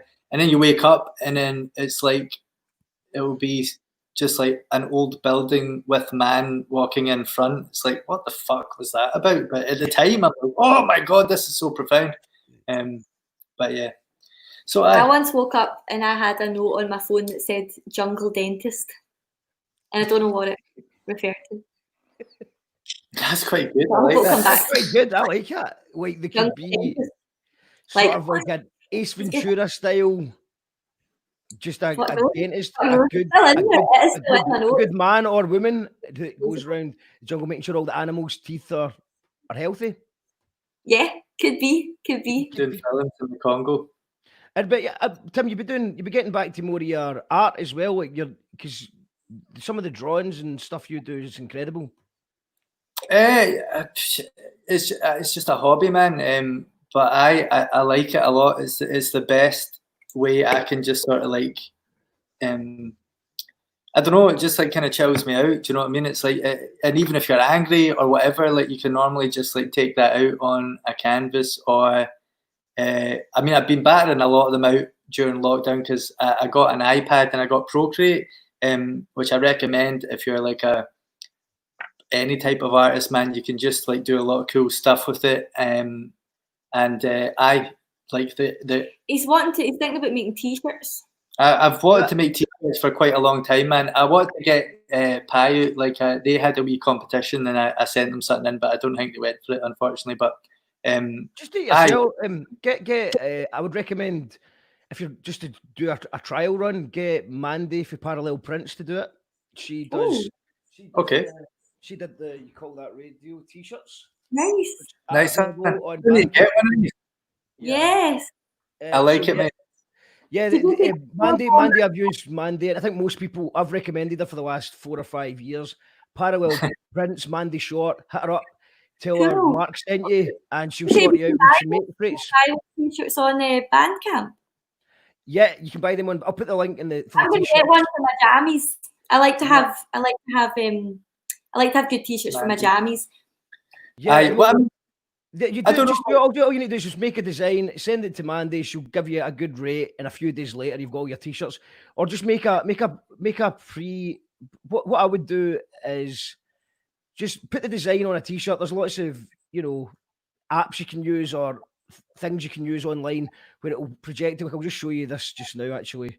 So this might shock you guys. Hopefully I don't shock anyone, but this. Showing the smoke and mirrors behind reality, the illusion. But see this here. Oh yeah. Right. See that's not a real person. Well, they are real people, but you've just superimposed. I've proposed that that's what the t-shirt might look like, something like that. So if you just get your design, just don't mess about, Tim. Just do it. Mark, if you wanted somebody to pose your t-shirts, you could have asked us. Well, the t-shirts didn't exist. Do you know that's the at that time? They do exist now. I've got them now, so don't worry. They do exist, and they have been posted out for anyone who's ordered them. I'm gonna buy one. Yeah, no, man. Like I've been wanting to do it for a while, and I do. Like, see, the thing is, it's the same as the music videos. See, when I walk in, like I have a few places I shop for t-shirts. Like, I'm an old skateboarder, like so I like a lot of. Like just like trippy designs and just your normal type of stuff, like kind of like along the lines of what like Pi do. But quite often, like I'm just like when I'm shopping, I'm just like pages and pages of scrolling, and you're like, this is not fucking shit. So it's like, well, if you think it's shit, do something better. So that's kind of the next challenge, is to do a few t-shirts and that. And like a few folk have said, like a few of my drawings and that, oh, you should whack that in a t-shirt. You should whack that in a t-shirt. So I will. Just whack it on a t-shirt. Simple. Just do it. Onto an app. Show people what the t-shirt looks like. Take some pre-orders. And then you get a rough gauge of it. Triple the amount of pre-orders, and boom, there you go. Shout out Mandy, Parallel Prints, and it's just done. And never iron them. And never iron them. Never. And if they get too creased one day, give them to Jen. She'll turn them into face masks. Because that's how we do it in the post-lockdown world. The planet is healing. So let's not ruin it with crumpled t-shirts in the bin. So what's next? What's next? Hannah? On this show. What's next on your show? Yeah, on my show. Next for me and on this show, my film about my aunt and uncle. You got it. You put in your Facebook post earlier that I won the BAFTA for Lumo, but I didn't win the BAFTA for Lumo. I was nominated for a BAFTA for Lumo. But I won the BAFTA for That Joke Isn't Funny Anymore, which is a short film about my aunt and uncle. Our uncle has a brain injury that he sustained 10 years ago, and it leaves him in a sort of perpetual loop of memory loss, and bizarrely a perpetual loop of joke telling. So he tells the same jokes over and over again.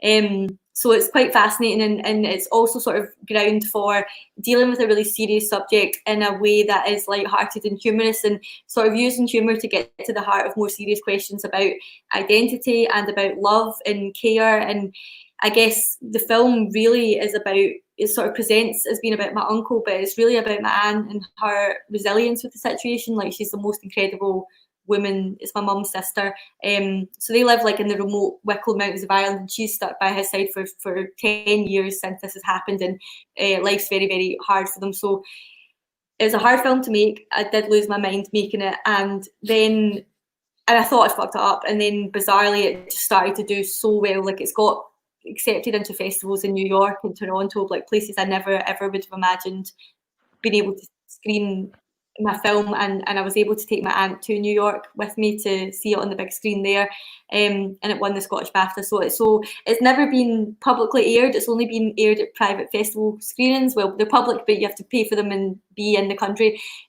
So for the first time, it's going to air publicly on BBC on Monday night at 11:45 prime time.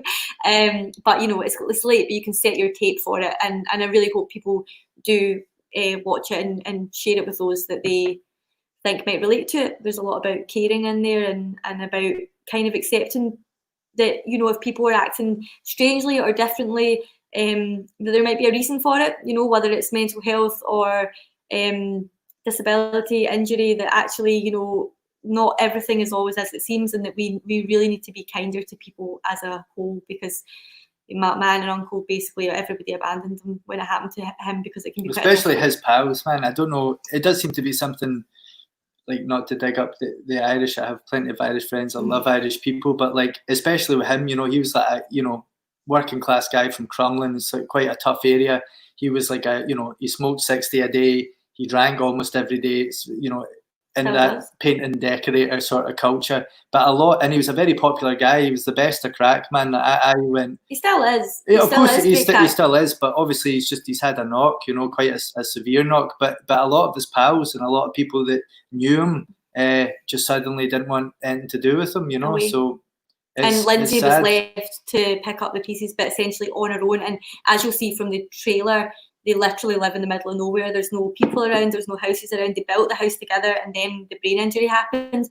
So it's sad, but I guess I really want people to recognise how amazing my aunt is, and dealing with it. I really want her to receive the recognition and the praise that she deserves, for people to tell her. And one of the amazing things about the film festival has been that people have been writing to me and saying, "Oh, your aunt is just so amazing," and I'm able to forward that on to her, and it really boosts her a lot.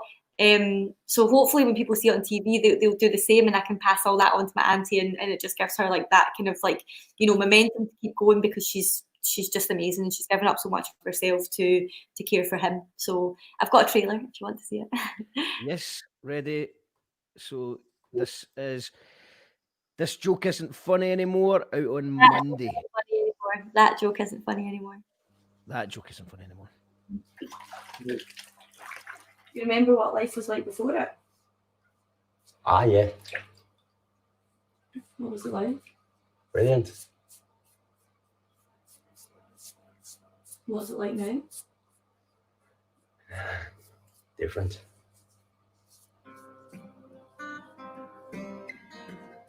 Paul turned to me and he said, "Who are you?" And I'm saying, "I'm Lindsay." "Yeah, but who are you?" I said, "I'm your wife." What's the fastest cake in the world, man? I don't know. It's gone. What do you call the girl between two houses? I don't know. A lion. I believe you have a brand new brain. He says, "Thank you very much." I says, "Never used." I heard you have a brand new brain. He says, "What do you mean? Never used." And I says, "Not only that, I believe you have a brand new brain." So, "Thanks. What do you mean?" "Never used." You too. Did I tell you one about the socks? Yes. It really is like a true life Groundhog Day.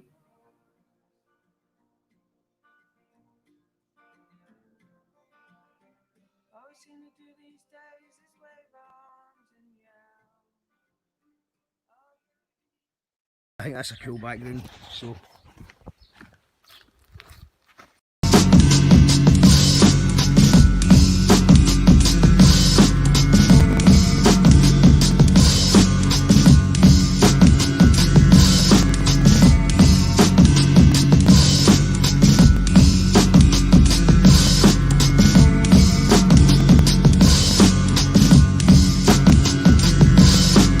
do we educate our children to take their place in the economies of the 21st century? How do we do that?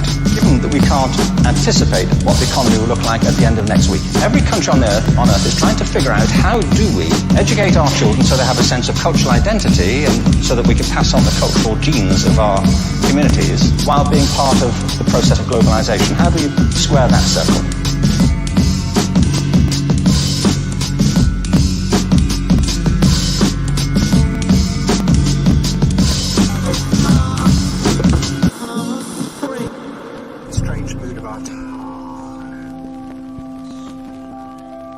You call that radio? Makes coherent sense. That was brilliant. Yeah, I've seen that trailer before, and I'm just really looking forward to watching it.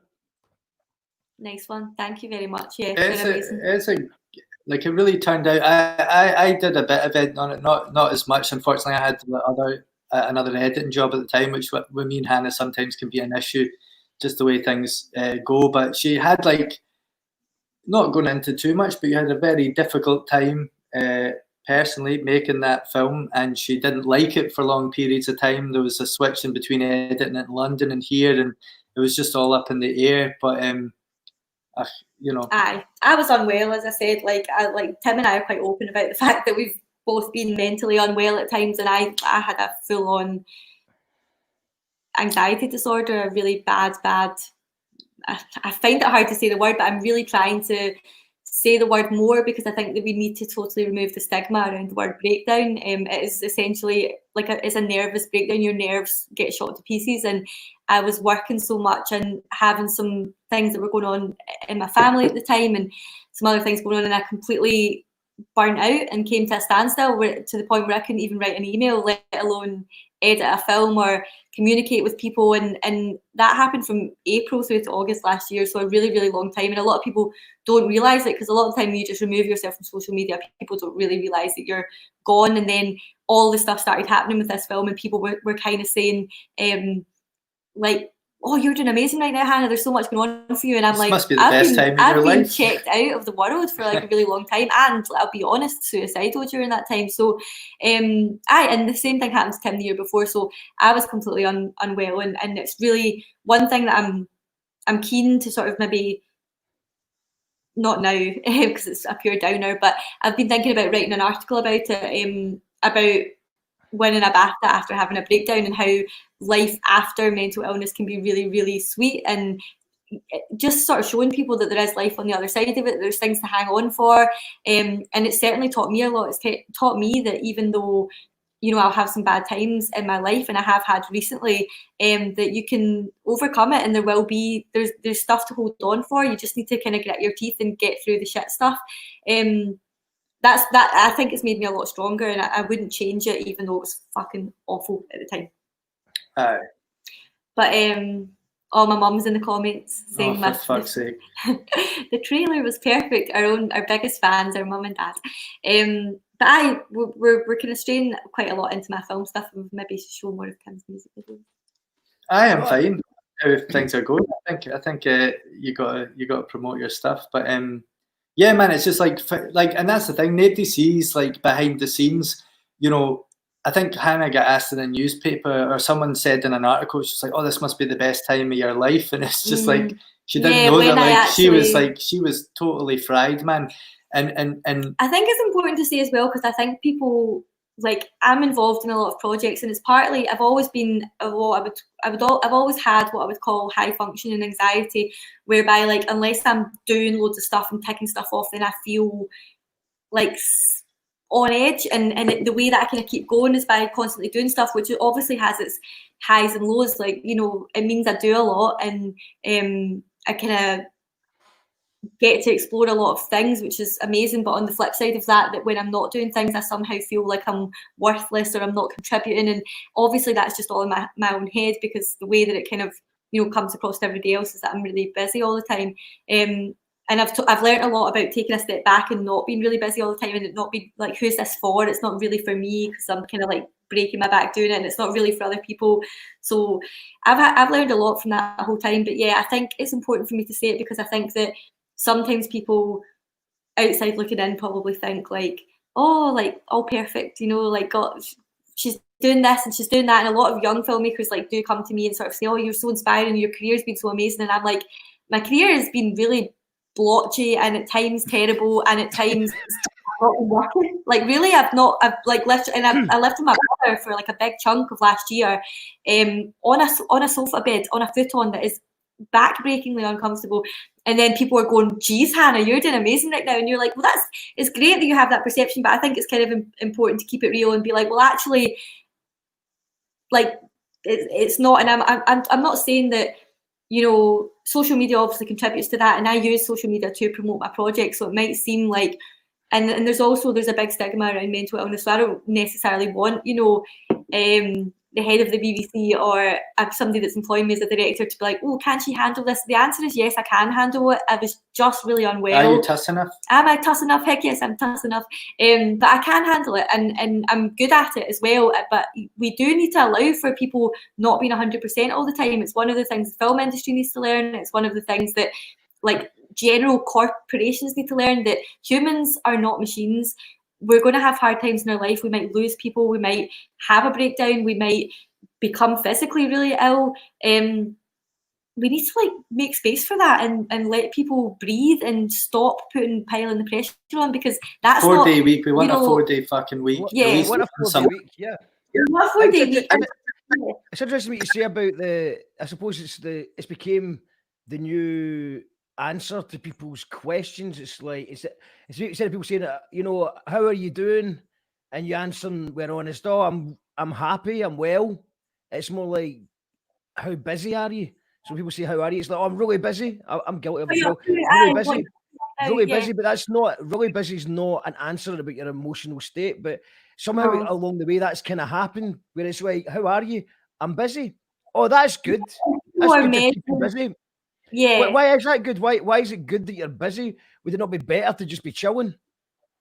Well, this is it. Like, people measure or typically have measured in the sort of, you know, school system and the university system and the education system in general, is built as such that, you know, you should be succeeding, you should be going for that goal. What are we all working towards? We're always working towards something, the promotion, the house, the car.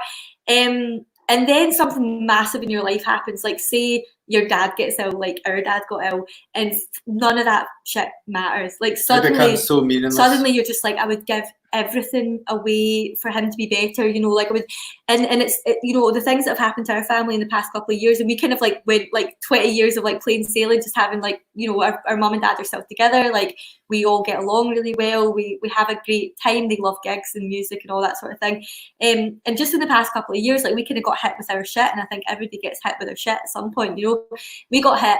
And it made you sort of reframe everything and just kind of go like, this is just. And also just that as well, like, and my dad would say that to anybody about me. It's like, I've always been that guy, like, oh, I'm going to do this tomorrow. I'll do that then. Like, yeah, maybe there's a reluctance, like, with people to actually do it because then they're doing it. But like, it's not new advice, but just like, don't say that shit. Just get stuck in. And both of my mum and dad, by the way, while you were playing that little trailer, like, were text me being like, see, make the fucking t-shirts, get them made. So I will. See, that's right. Do you know what? I didn't even know that about you. I just had that inkling that, you know, I've got lots of, I wasn't, not you in particular, but I have got friends that are amazing designers that just, they never get the t-shirts made. And as someone with very little design skill, it actually quite infuriates me a wee bit. Just that, well, why, you've got these brilliant designs, people want to buy the designs. I know a person that does really good t-shirts at a reasonable price, very fast turnaround. So just do the thing. Do the thing. Good. Here, man, I'm going to do the thing. And verbal contract. I'm going to try. Do the thing? I will do the thing. I'm going to wake up early tomorrow at 11, and I'm going to start putting my plans together. I'll send you a wee message at 11, Mark, let you know how it's getting on. That sounds a bit early for lockdown. 11 o'clock. Listen, I got up at 10 today and flooded out your flat the whole day, so shut up. I don't know about you, Mark, but I would like to watch Subconscious Lost now. Okay, that's fine. That's just what I was going to say. Exactly, I could have done that so naturally for you. I know. Just to prove the point, I day hangs, right? Shut up, everyone, get off my back. Look at this video I made. Yeah, exactly. This is a video. I got up at 6 a.m. to make this video coming up right now. This video is great, and I think that it shows on the verse. I think Subs totally. I mean, he hadn't released anything for a while, and he just seemed to have totally improved as an MC. And can I also say, sorry, Mike, I fucking totally interrupted you. Sorry, man. That's all right. I was just saying that Subs, it sounds very good in this. It just sounds like he's really improved. He sounds really comfortable on the beat, and the video is probably there's never been anything like it in the Glasgow music scene that I can think of to hand that looks anything like it. You've just created all the effects, and I know you say it's editing tricks, but come on, it's not editing tricks. It's magic. It's like some kind of weird witchcraft magic trick that I don't understand how you did it.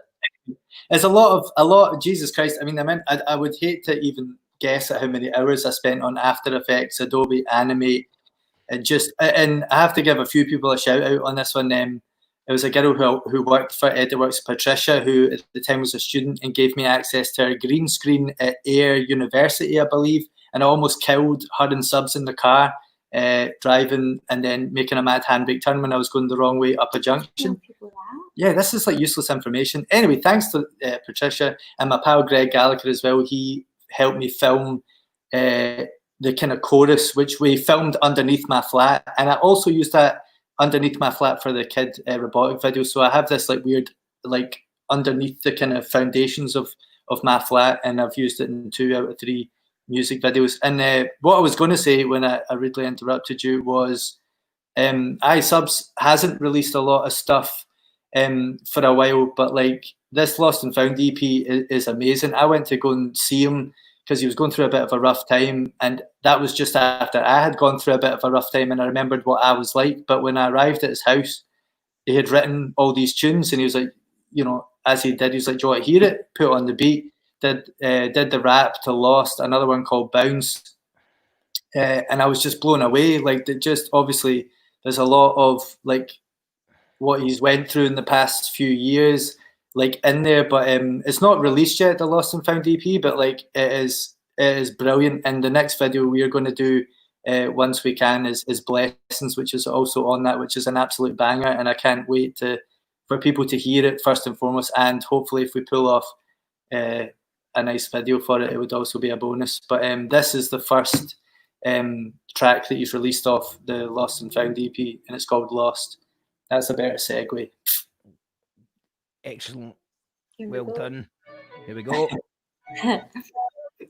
I'm just going to do it on YouTube so we can do the full screen.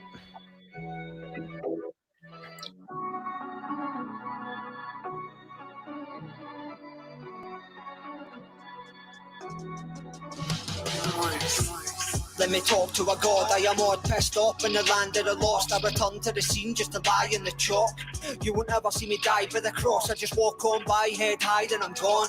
Withdrawn from the planet I'm on. So many lies in your eyes, I'm a pawn at the front of the line of a mind that is what? In the night, ignite like the dawn. Ripples in the waves when I wave from beyond. I escape to a place, it's a plane that I'm on. Now I'm all woke up, game face and I walk. Not the same, but his name will live on. Team Lumo in the house, light shines on us all. Example being set, he's best of them all. So I step in his name, no shame if I fall. I don't care what they all say. And the crowd getting loud in a bold way. Thoughts rain down in my town in the cold rain. Making roads in my own lane. I don't care what they all say, and the crowd getting loud in a bold way. Thoughts rain down in my town in the cold rain. I'm making roads in my own lane. My thoughts are so vivid, project this work, no fucks I have given. Know that I've got me noise for 5 minutes, but I want the depression conquer my spirit. Won't go back to that, it's not living. I'm amazed that I haven't cracked. Flow with it, go with it. Tragic past, I'm all in it, born in it. You just take it back, I'm all giving, all sinning. Won't break my back for those runnings. A spine, let me state the fact, you're all tripping. Contradict yourself, the net slipping. Making threats on my health, I'm all the top heaven up. Elemental, mental health is mental. All fucked up, no parents here to mend it. All grown up, my spirit there to bless it. Comebacks on, my spirit level offensive. Anyone who thinks that I'm finished, they can rest it. 666, that's kind of a mention. Getting busy, living the middle, reaching ascending. Not in the scene, just to blend in. I don't care what they all say. And the crowd getting loud in a bold way. Thoughts rain down in my town in the cold rain. Making roads in my own lane. I don't care what they all say, and the crowd getting loud in a bold way. Thoughts rain down in my town in the cold rain. I'm making roads in my own lane. Won't sink back to my old ways. Old pain never stops and it won't change. Hold weight when I talk, it's a gold age. Not phased, now I walk in my own pace, in my own lane. I get tired in my own name. I needed a break. Now I come back to establish my place. Any card getting dealt gets nailed to the page. Don't give a fuck if you came just to hate. Every day that I wake is a reason to pray. Reason I'm saying right waves in my lane. Won't stumble through life in this maze. Achieving a state, elevating my brain. Fuck what they say, I'll be making it plain. Over your head if it's not in the game. Broken but ready, still worship the flame. Missing a king, still roll like an ace. See the light still shines when I walk in his name. Walk in the rain, lost in the change. Take pride as I right these wrongs that I made. No void when I spray this voice on a page. Noise in my range, just noise that I make. Live a day in my life, no day be the same. No strangers gain, I am walking awake. Hoping for change, be the change you claim. This dead sounds out, but I won't be the blame. Know that I made this road that I take. Fucked up new route, let me aim for a change. Steps to the beat, won't hear it again. All lookers nothing but love for my friends. No shots of bluffing, I keep it respect. No thoughts I'm muffled, I'm keeping my head. Cause I don't care what they all say. And the crowd getting loud in a bold way. Thoughts rain down in my town in the cold rain. Making roads in my own lane. I don't care what they all say, and the crowd getting loud in a bold way. Thoughts rain down in my town in the cold rain. I'm making roads in my own lane.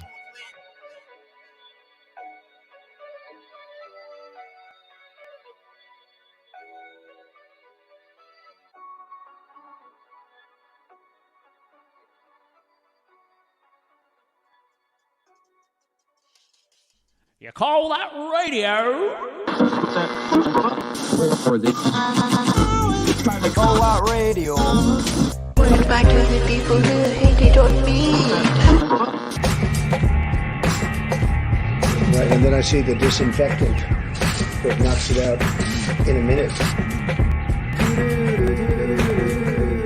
That's mad, isn't it? Is this a Netflix thing? It's actually a podcast. What the fuck's a podcast? You know, it's kind of like a radio show. Oh, that! Radio! Yeah. And is there a way we can do something like that? I couldn't help it. By injection inside or Yeah, I think so because I think just paint in general because I think like my poem is in my painting. No, cut.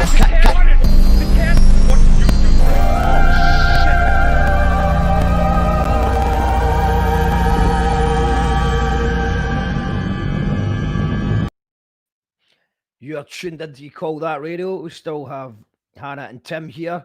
Just before we go back to Hannah and Tim, I just need to shout out the things coming up because I always forget. We've got Jiminy Jethwa on Tuesday, who's a Dundee writer, actor, a theatre writer, I think, theatre director. I think it's the right way to produce. I called her a producer, and she's not a producer, but she does everything else. And I'm excited to have her on the show on Tuesday. Wednesday, we've got the legendary Tom Urie of Big up Tom Urie. Big up Tom Urie, who you know is Big Bob from River City. He's been in Holby City.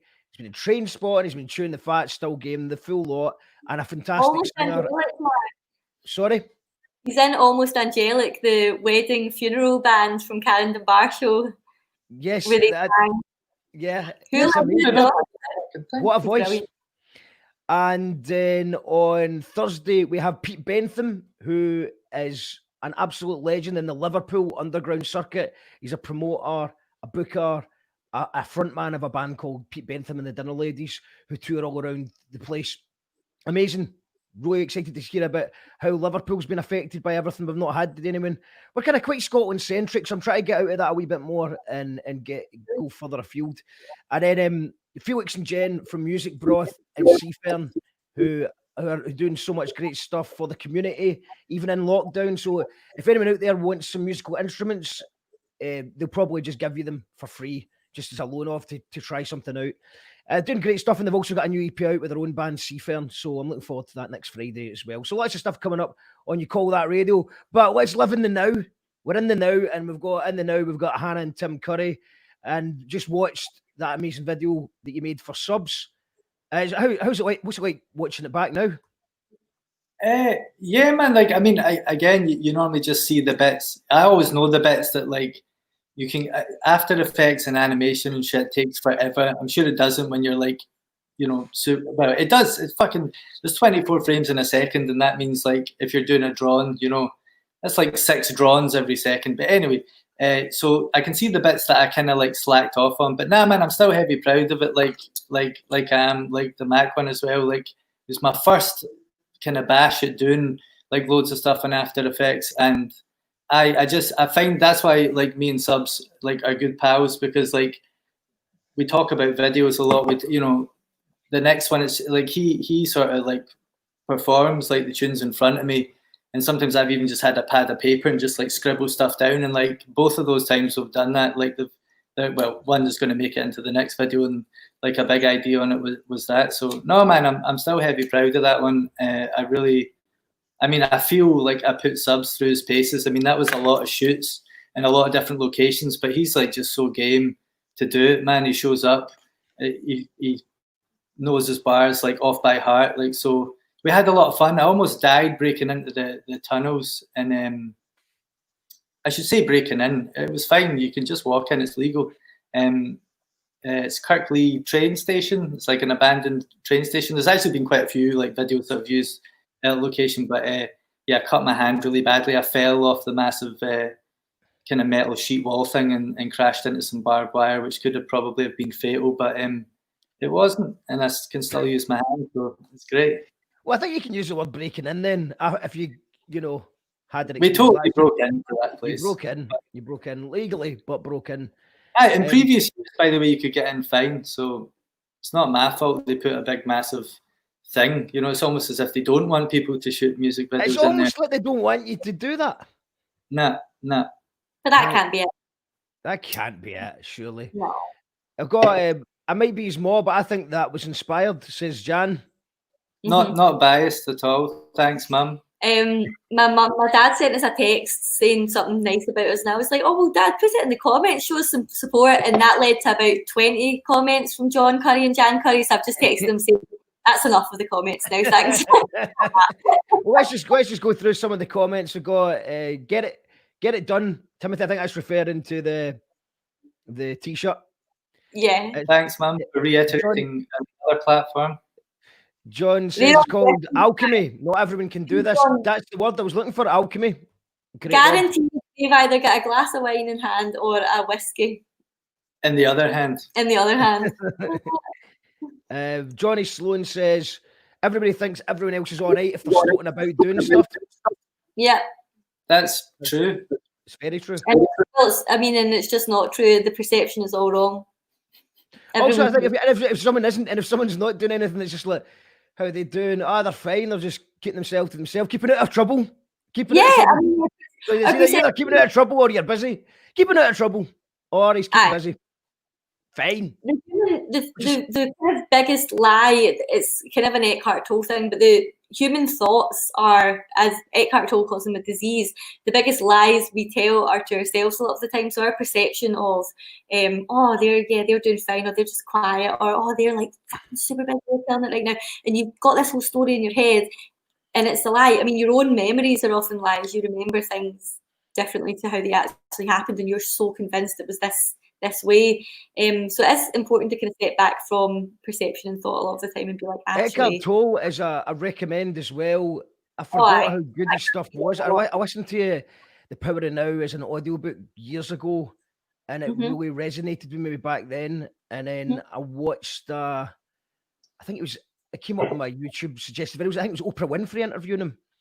And it was just like, it was just good to hear those things again, because.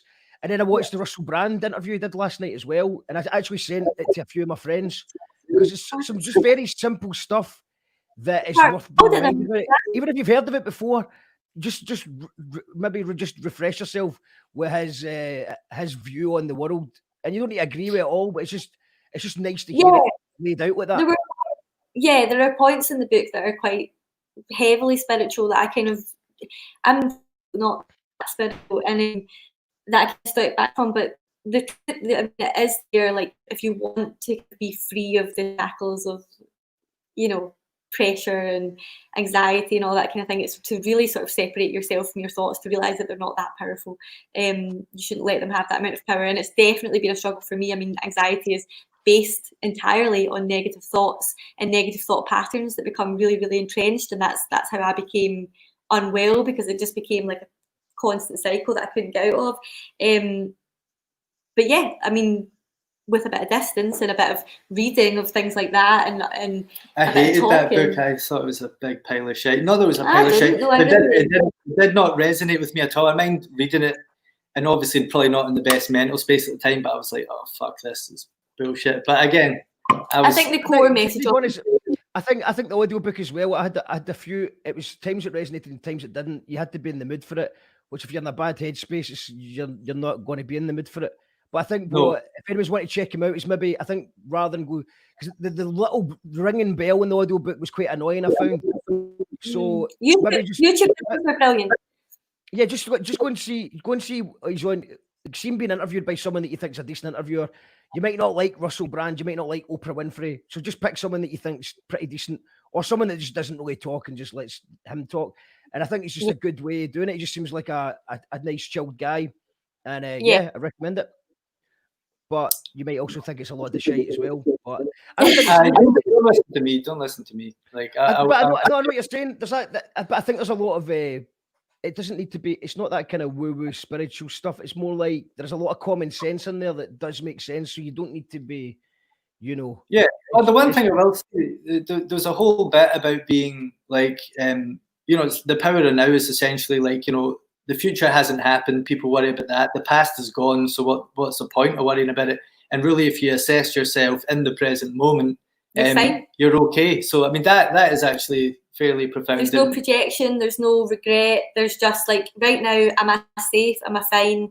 And if you can ground yourself constantly in that present moment, then you'll be a lot more fulfilled. It's always like remembering things and thinking about how it could have been, or projecting into the future and all what could have. You're just causing yourself misery, because these are just thoughts. They're not reality. Reality is just right now. It's harder to if you're getting attacked by a pit bull at the time. Like, he actually talks about that. He says, okay, yes, there could be a wild animal attacking you right now, and that is not a problem. That is a challenge. He calls it a challenge. Do you know what I mean? Stop thinking of things and problems. It's a challenge. That's what I kind of check out, like that kind of, it's a challenge. Like there's a really good documentary about a guy that claims to be able to get people millions, Marshall something, I can't remember. And his whole thing was like, no challenge, like anything was just no challenge. And actually some things are challenging, like you can't actually become a millionaire over the night, and he was just scamming millions of people. So somebody was like, oh, if you were... He's clearly never done a garden run in Fergusley Park. So a garden? Fuck him. Yeah, do you know, my garden runs used to jump over people's fences and you'd have to do a run of them. I did never do it myself. I was into that big time. Right, I'm on my third can of Jack Daniels now, and I've not had a whole lot to eat today, so I'm about to get steaming. So we should wrap it up soon. Right, okay. Oh, Christ. She really is running the show. Well, I've got some comments to go through. So there's people talking. The Angry Hoog says, "Yeah, I think I was one of those people who was like, you're doing so well, Hannah." Yeah, a lot of people thought that. Yeah, but that's fine, because you know you probably gave him that vibe of like, you know, that you were okay. Well, I mean, what are you supposed to do? I mean, people, you know, I think it's tough if you're a promoter or an artist, you're trying to put out the stuff that you've done, and you don't necessarily want to tell everyone that bad things are happening. So it ends up you're adding to that whole social media world where everything's going well, which obviously is a horrible thing. If you're not doing well, to see everyone else seemingly do well. But the alternative is what you're supposed to do, like even up every single nice post with, something bad happened. Post. Like nobody's going to put, like nobody's going to. I think it's a lot easier for me to talk about where I was at now from a position of strength, where I can actually, it could be useful information to people that could potentially help people now that they see that I've come through it, that I'm doing okay. When I was actually in it, like I said, I couldn't really string together an email. I couldn't really bring myself to, you know, put a pair of joggies on and go outside kind of thing. So it's like, you know, me saying in that moment, it wouldn't have helped me to have said it then because nobody's words matter to me. It wouldn't have helped other people because they would have felt powerless probably. A lot of my friends felt really powerless. They wanted to help me, but I just didn't want to hear from anybody because I was, you know, it was going on for a long time, and I was kind of like, the more that I hear from you each week, the more I'm sort of aware that I'm still in this.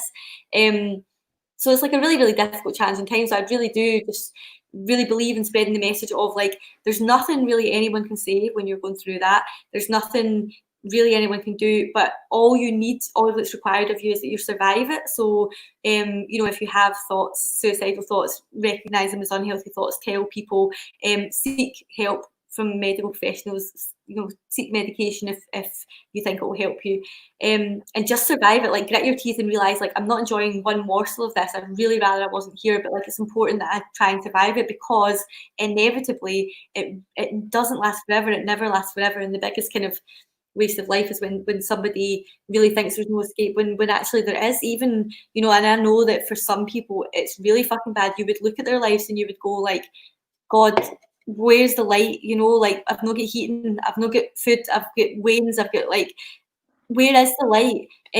But I do believe the tide is turning. I believe that, you know, hopefully, like, there should be help for people in that position soon, and we should all become a lot more empathetic and realise, you know, look out for our neighbours and all these kind of things. So I think there is light. You know, it only takes one moment to change everything, and it's really important that people kind of hang on for that. Absolutely, great words. And is there anything else? Is there anything else that specifically helped you out of that, like with exercise or meditation or anything like that? Is anything practical with that worked?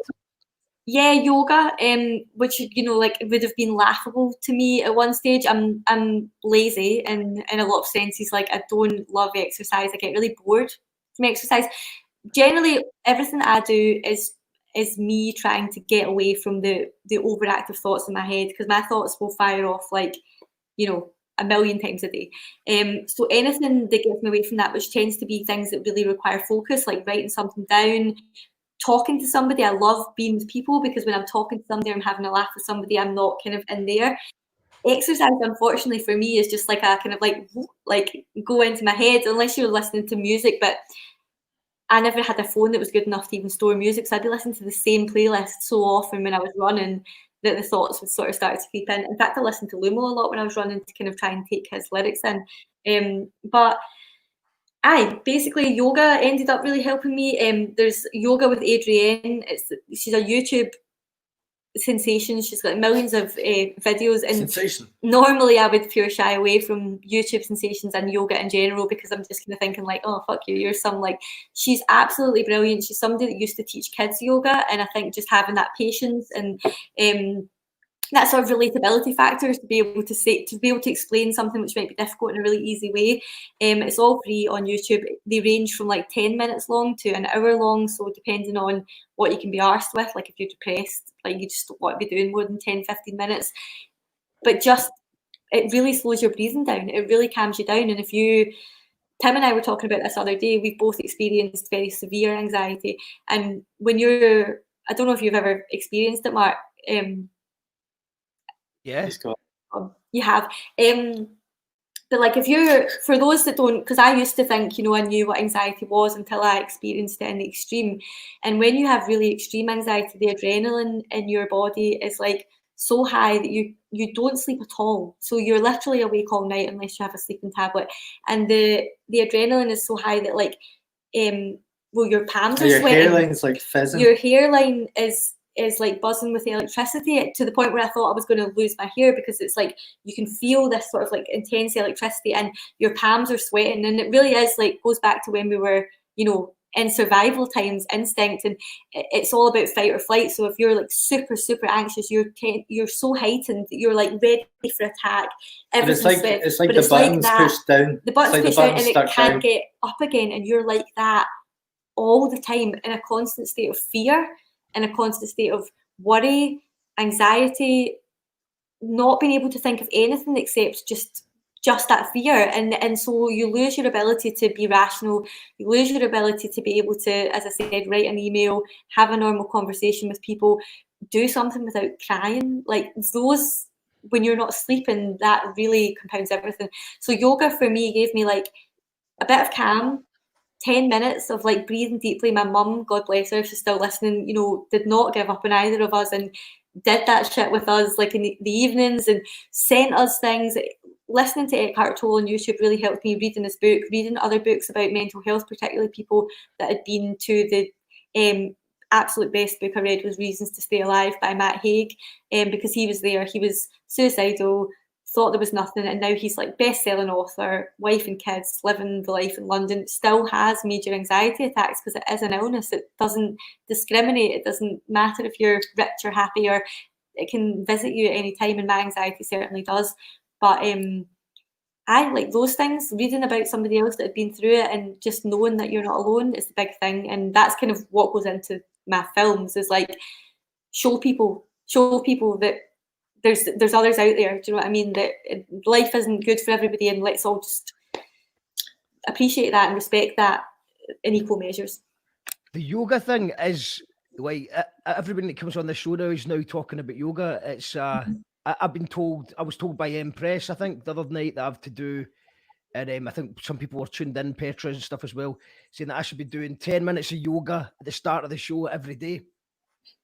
It would make you feel better, man. It's incredible. I can never be arsed doing it. Like in the morning, every morning for the past 2 weeks since I've moved back into Tim's, I've been like, I really just can't be arsed. And then I did it this morning, and it is honestly like a natural high. It's incredible what it can do to your mood, like how much lighter it can make you feel. Like if you're kind of carrying around a lot of tension and stress, like it just makes you like drop all of that, kind of put it to the ground and rise to the sky. It's like really, it seems so simple, but the effect that it has on your mood is so profound that there's definitely something in it. And I mean, everyone I know that does yoga all the time, like one of my best mates, Aileen, is just trained to be a yoga teacher, and she's like on a permo happy, and she doesn't take drugs.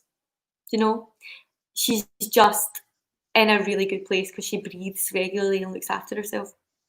I'm not quite at that stage, unfortunately. I love the booze too much and I love the partying, but I definitely feel that yoga has such amazing healing powers that, like, 100%, if I got as ill as I did again, that would be my go-to.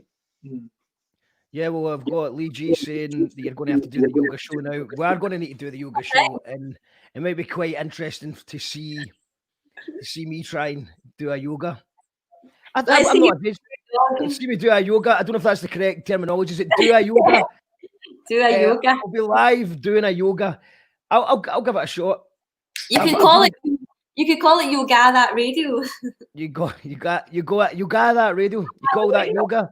If you read saying surely there's another 3.5 hours to go, Mark. Too early to quit now. That's true. Shout out Hugh Reid. Hugh Reid, by the way, is a fucking legend. And I don't know enough about music, but love him. He sent me, so me and Hannah do the film and TV round of the quiz, and he sent me a message after the show like a few days ago.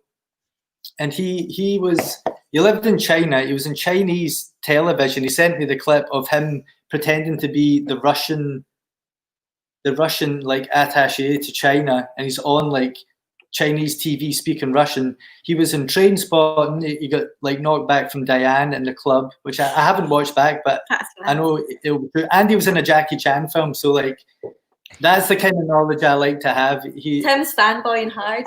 I am fanboying hard, but like Andy, he's such a yeah, it's a legend. He is a total legend. Like I hadn't heard of him before your show, Mark. And do you know though he's Hugh Reid and the Velvet Underpants? Do you know what that is? No. Lou Reid and the Velvet Underground. Yeah, okay, got it. It took me a while, man. I just thought the other day, I was like, no way, that's what it is. I didn't know who he was before your show, Mark, but we had such a good time, times two, doing the quiz with him, and it turns out he actually, my dad was in a band back in the day, pardon me, and so we're all his mates that he's kind of still friends with in Glasgow, so a lot of them know Hugh Reid kind of through the scene, which is amazing.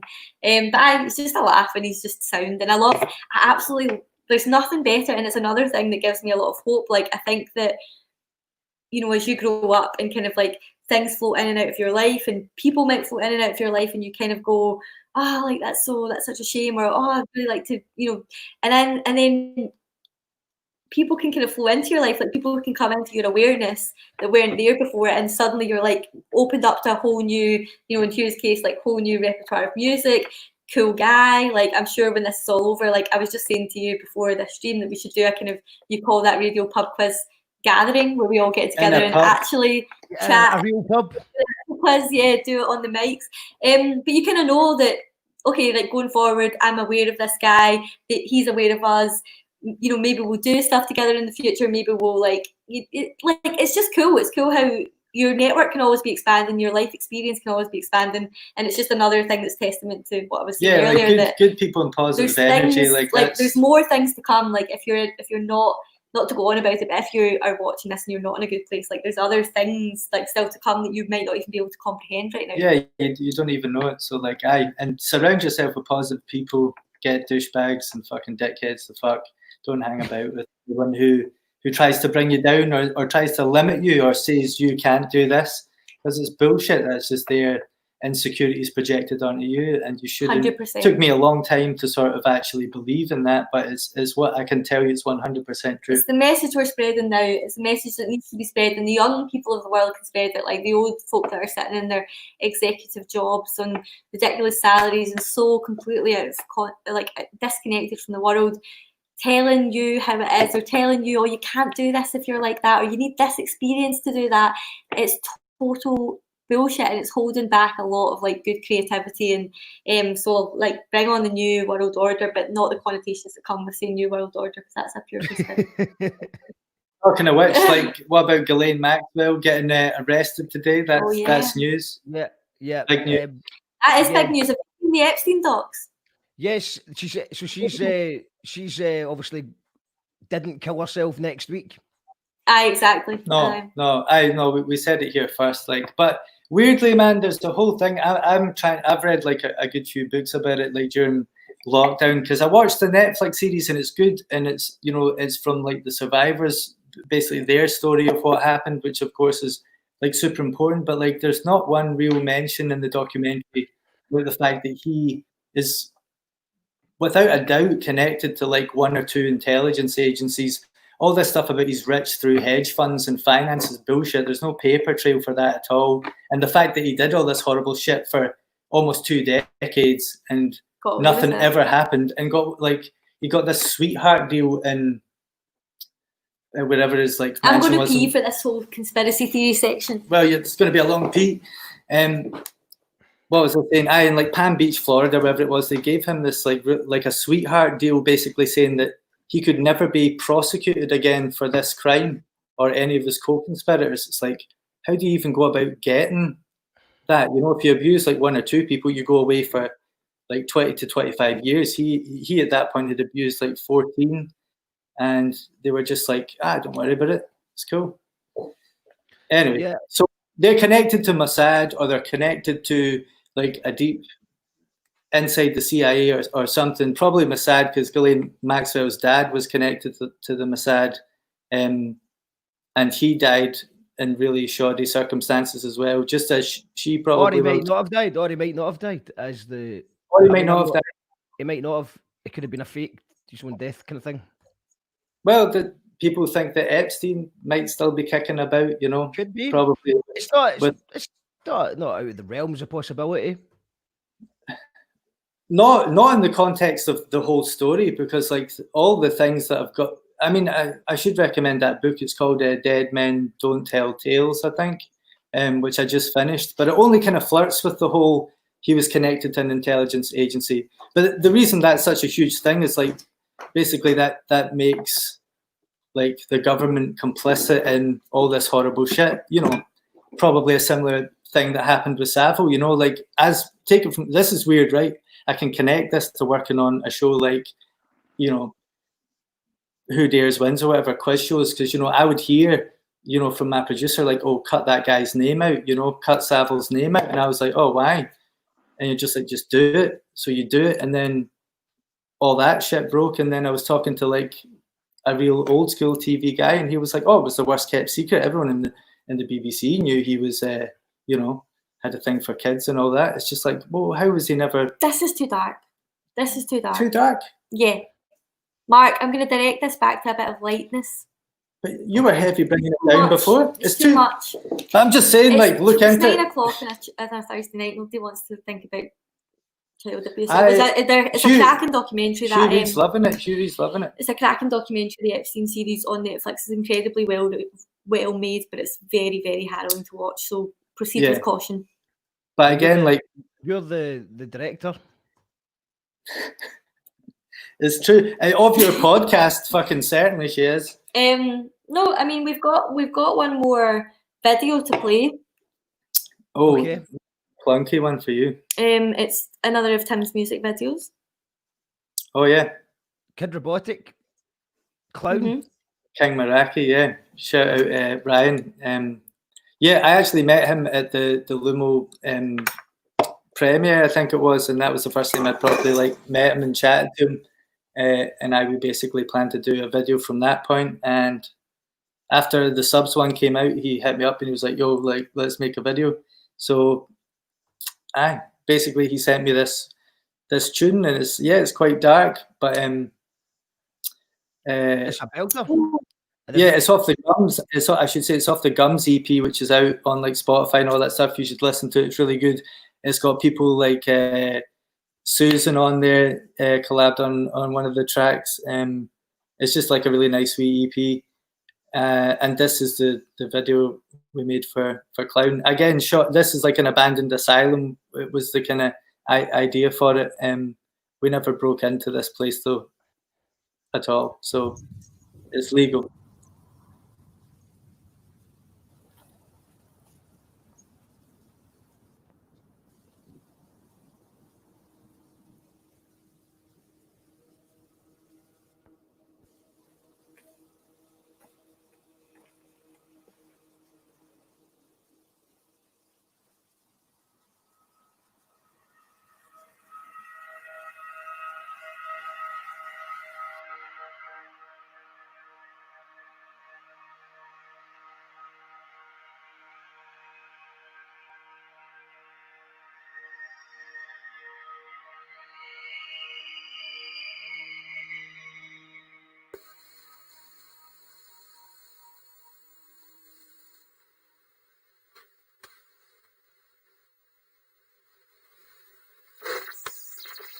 Notorious.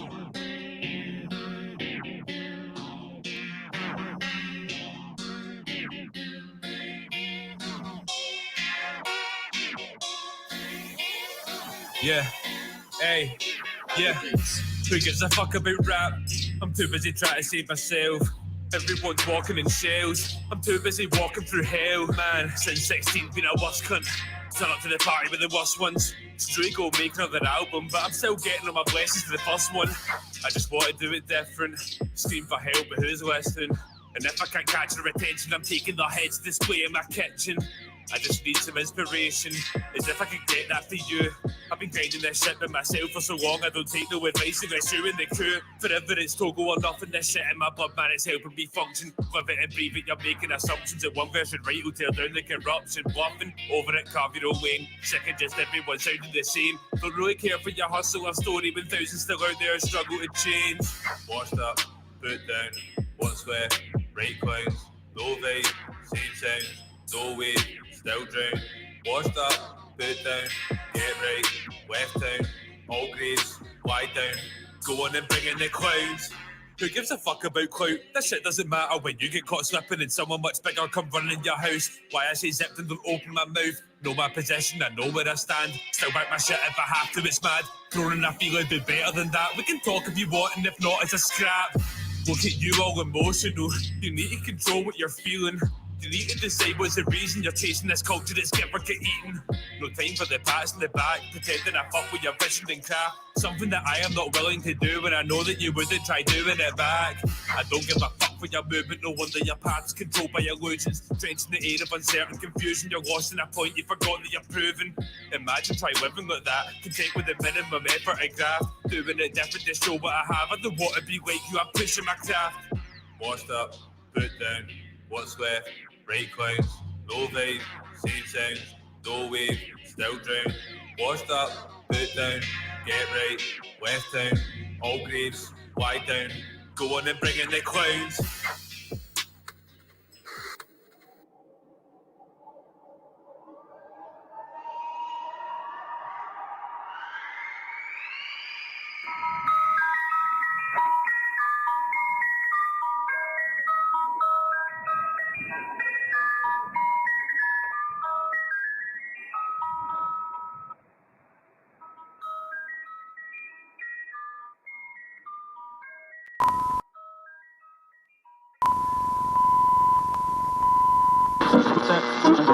Brothers and sisters, may the peace that can only come from the one God be upon you. We are here to tell the people that we hear you. One God will not allow us as people of conscience to lose our morale.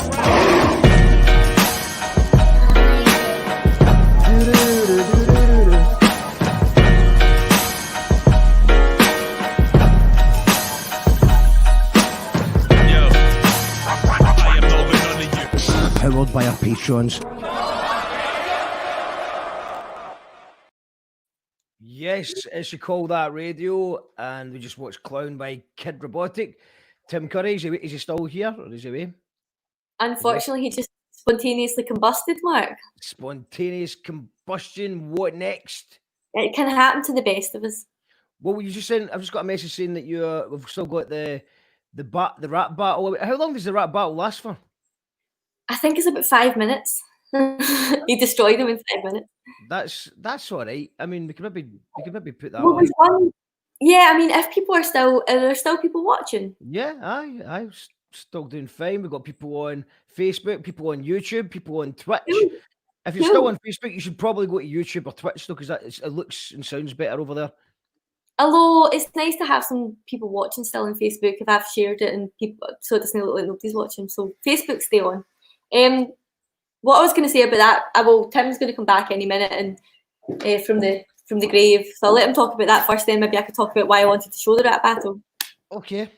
Sorry about that. There, nature called. That's all good. Let's just talk before we move on to the next bit. We're going to talk about just briefly the Kid Robotic clown video. Yeah. So basically, when he sent me the tune, it was called Clown. I thought, I've always wanted to make like a creepy clown horror style thing. And I quite liked the sort of found footage sort of idea. And it kind of mutated like out of that a bit. But I went round to Ryan's one night, sort of just chatted a bit about it. In fact, I don't think we really chatted about the music video at all. We just kind of had a few tins and had the YouTube battle of like hip hop songs. But he's a guy who I've been into for a very long time. Like he like his music is brilliant. He's a producer as well. I think I'm right in saying all the stuff he does under King Meraki is like all his production. He's just like a super talented dude and very nice. And like I said, we hit it off. When did you shoot that video? So I should also say where our mum and dad are from in Biggar, there's a tiny wee puppet theatre, and a lot of people like asked like where that was shot, or a few folk even said, was that real or did you just put it in? I was like, no, it's a real place. But you know, that's a compliment though, because they like the TV shot going through into the. What the date theatre. did you shoot that video? What date? Yeah. Friday the 13th. I wanted to show you, Mark, like Tim practiced the clown makeup on me. Yeah. What date was it, Tim? Weirdly, it looked a lot better on Hannah. Oh, fuck knows Hannah. I mean, it was shot over like, it was 3 shoots. I wanted January, to contain I it. say last January. I think it was shot last January. It's by January. Oh no, there's too much photos from my past in there. I think it's on my depressing. Instagram. No, maybe not. Anyway, he put the whole clown makeup on me and it was terrifying, and he was like, aye, right, that's good. But you have to appreciate, like, you know, people don't really like maybe being dressed up in a clown suit to perform. So I respect Ryan for the fact that he kind of, even though I was explaining the idea to him, and I could tell, I don't know if he was like super comfortable with that, and like me sort of like shouting at him to like dance around. I don't know about you, Mark, but I can't perform unless I'm in a clown suit. I think it makes it easier. We used to have a boiler suit when we performed live, and that felt really good. It felt like you just put it on before you go on stage, so you just be having a uniform. You know what I mean? Mark, we should watch. We should watch one of your music videos, because last week when we did the quiz in the after show, you played the Gyro Babies track, and I was just like, this is such a banging tune. The one where you're singing. I'm terrible singer. Tweety Pie. Aye. The one with Tweety Pie. Yeah, you're the director. I would love to see it again. I put it on. Okay. I hope you have got the right tune from my singing, and it's not like totally something completely different. I recognise it. It's with Tweety Pie. Aye, no, it is that it's one. Brilliant. Spotify, just talking about. The tune is great because, again, we know you first and foremost through the podcast, and I hadn't really paid. I'm not really in that whole yellow movement scene or all that kind of stuff. I've just missed it. You know, it's not. It's not. Well, this is before yellow movement. I mean, it's this is it's. But you know what tied in? It's like the Kelburn folk. It's like that wasn't really my era. You know. But it's great. It's amazing. So we know you first and foremost through the podcast, and then I knew Mike from the Gyro Babies. I became aware of it through the Gyro Babies, and then I was like, whoa, it's good shit. It's I Want Answers. Johnny Sloan's in the comments. He nailed it. I Want Answers. I thought he was asking That's that the one. Us. This is the one. Featuring Tweety Pie.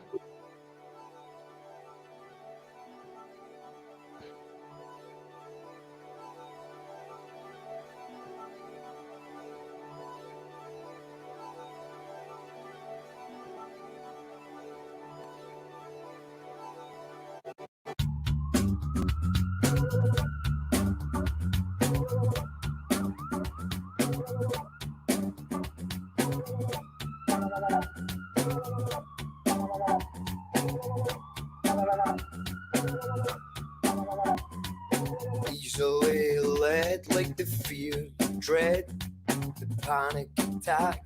When your eyes go red, the spanner in the works. If it works, you must be gullible to think it won't break. You're gonna lose what you've got. Just admit it and keep on walking. Crawl up the stairs, pretend you're not talking. Shocking state of affairs. We always end up thinking up plans cause we're so damn fed up. Too many scapegoats, too many chances. I hope that I wake up and I'll finally get answers. Too many questions, keep your suggestions. I want answers, I want answers.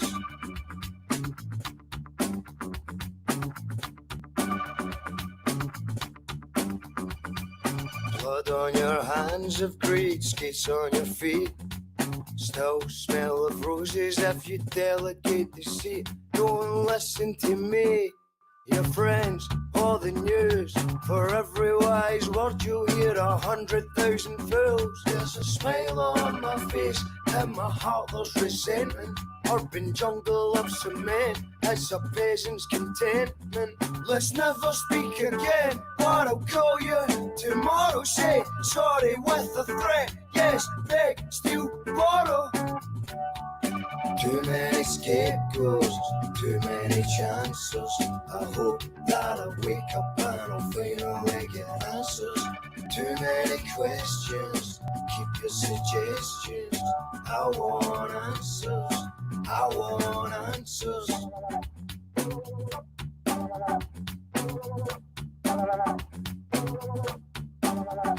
It's a two-horse race and we're running from the chase. With guilt and remorse, and it's written on your face. Stamp mug on your forehead. We were all born yesterday, we'll all die tomorrow. Every day is Judgment Day, yay!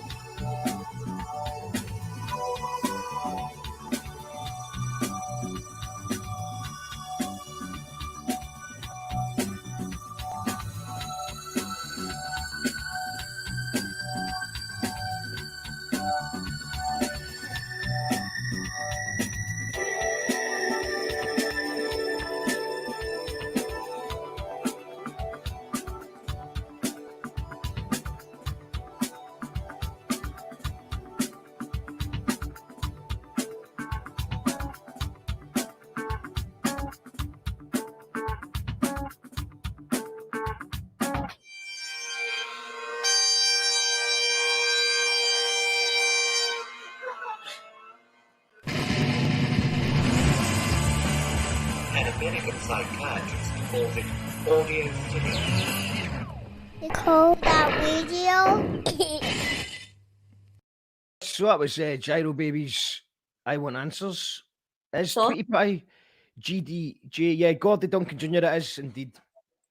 Spoiler alert, it was Gordy dressed as pretty well done, Johnny Sloan. He also said he didn't get it by Hannah singing. I thought it was quite easy. I thought it was easy to figure that out. Sorry, not one of my skills. I mean, you did say, oh, it's the one like that goes like this, and then proceeded to do that. But this guy has insider knowledge. Clearly, you know him quite well. I want to ask you. I have answer. You know, I have questions, and I want your answer. But, okay. Around, we're interviewing you now, Mark. Put yourself big screen. Put yourself big screen, Mark. Put yourself big screen. Big screen yourself. Yeah, well, you need to ask a question first. I'm not just going to just. Okay. How old were you when you recorded that? Because you look mighty young. Maybe it's just the hair's a lot slicker than it is now. Well, I mean, I think I look especially older this year. I've got the big hair, and I've definitely put on some weight. But yeah, I mean it's not as long ago as you would think. It's just been a challenging couple of years. A lot. That's reality. It's just been a bit challenging time. It was in January of this year. It was in January, February the 22nd of this year. It shouts to Mackenzie who did. It was Mackenzie who did the video as well.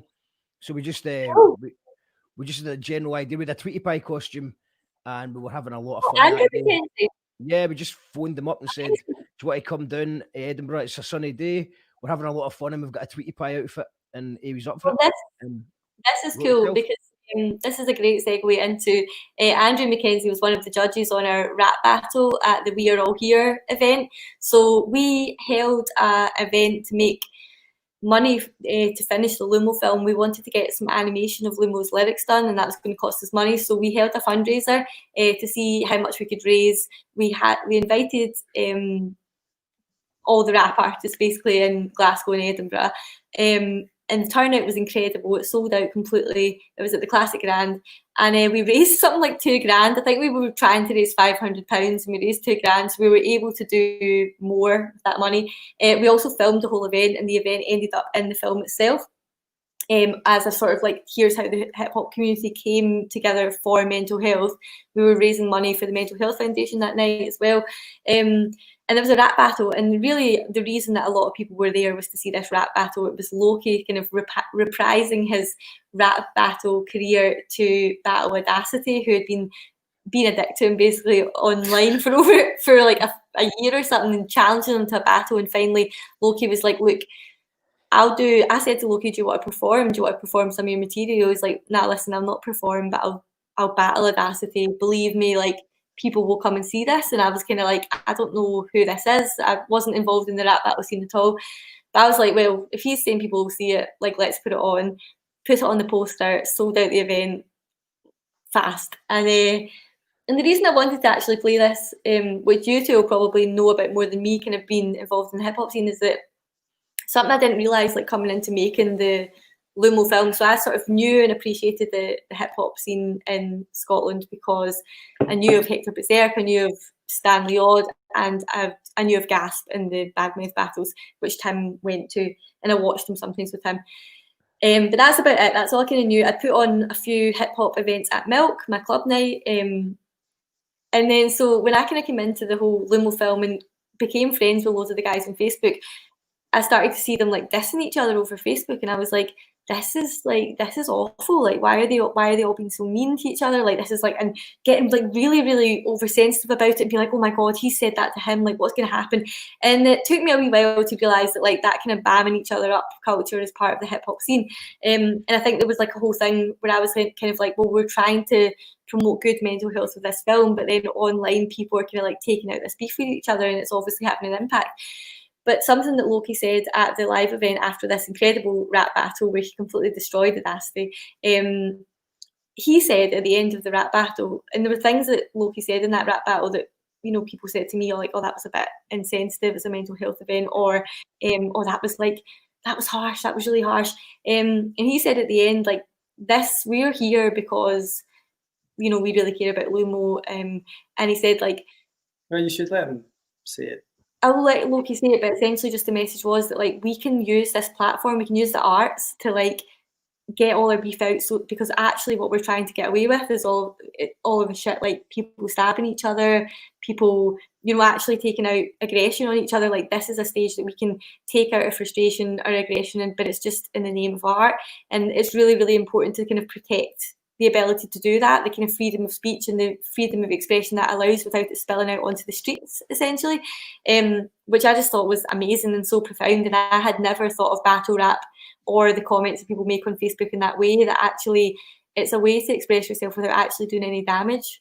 And it can seem to the outsider quite harsh as well, because rap battle can be quite savage, like, regardless. It can be absolutely brutal at times. There's a mental health question there, like, is it too brutal? But at the same time, like, it kind of, within that realm and that stage, you know what you're getting yourself in for, and it's all kind of... But it's really about the skill of writing bars against an opponent. You're basically, you know, showcasing your skills as an MC. So, if you ever watch, like, Smack or, you know, King of the Dot, it's like there's a lot of it that seems so unbelievably personal and savage that, like, you know, why is there not reprisal? But it's kind of a part of the culture, you know.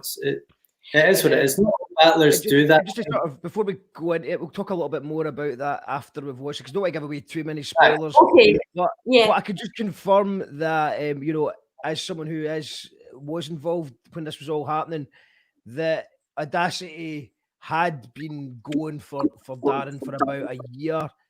He just kept on going. He kept on going. Eventually, Darren did agree to battle him for charity. In fact, I think his first line was when it was me battling you as an act of charity, in the comments thread when it first happened. And I just think, yeah, let's not say anything anymore just now. Let's just watch it. One more. Yeah. Can I say one more thing quickly? When me and Hannah like cut this together just as a part of the documentary, but when Audacity is like spitting his bars, just like watch Loki's face. There's like a look on his face at one point that's just like a kind of like lion on a shirt. Yeah, basically like, this is all good and well, but like you have no idea what's coming. But all I'm saying is, just as a wee insider, just look out for that. That's it. That's all I want to say. Right, let's go for it.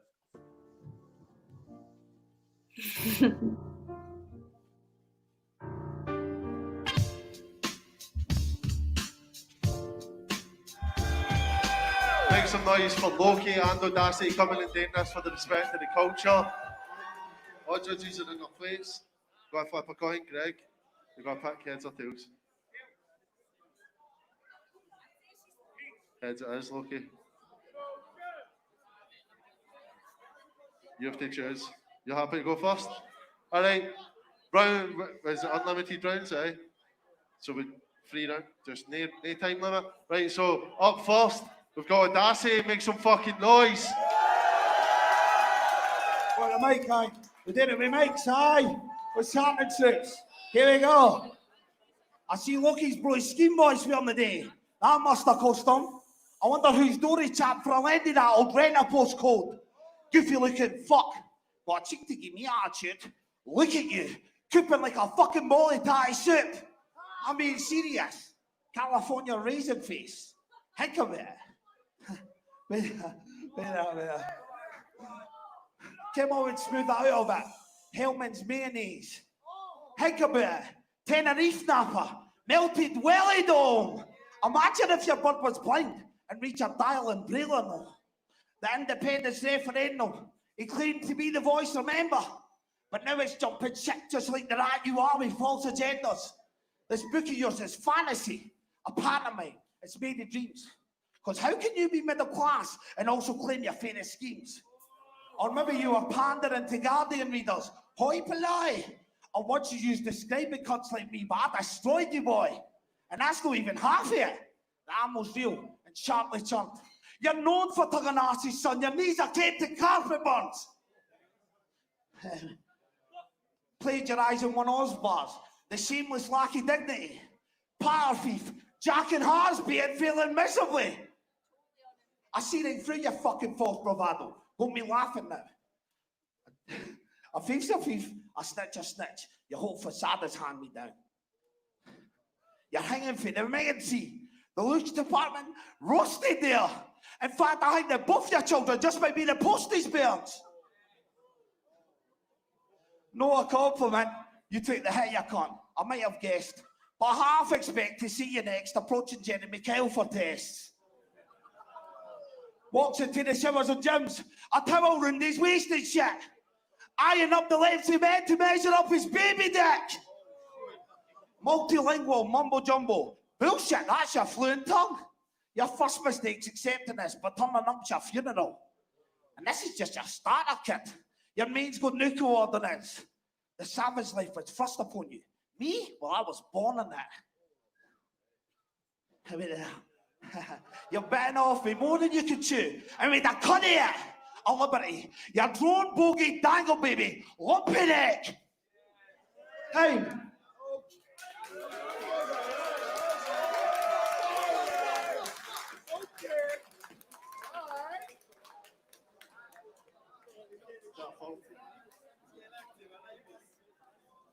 Check, can you hear me okay out there, folks?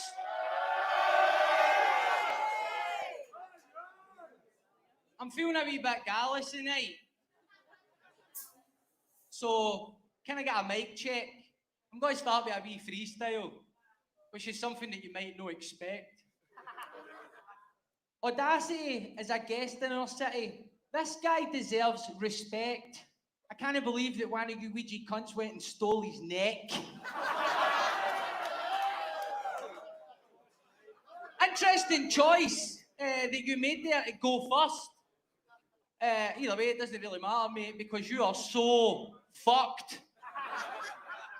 Yesterday, Greg was anxious that some of his mates might not get in. The bouncers under your mom, mate, they don't just let any old dick in.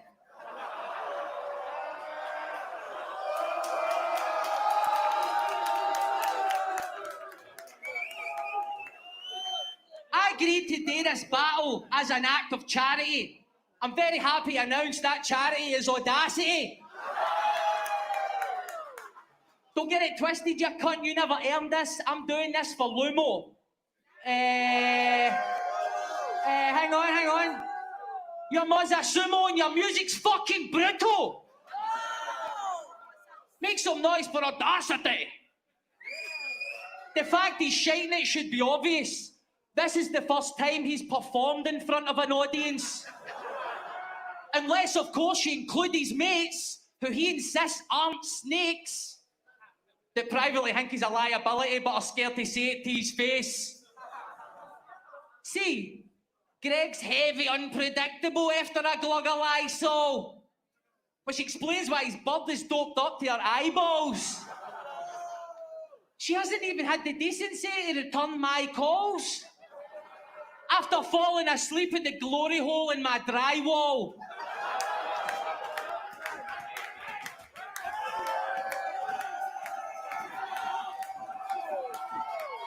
You still wait on you stupid cunt? I'm surprised you've not been dumped yet, since the thing she used to fancy about you started seeming suspect. She went for Greg loves a drink to, oh fuck, is he drunk yet? To aye, Greg some shag to, oh fuck Greg, did you come yet? I've got no idea what possessed you to take up battle rap. With a bevy issue like yours, I would thought you would have rather battled that. Drink problem, tiny cock, rap like you're having a heart attack. You're a walking, talking, I want to battle Loki starter pack.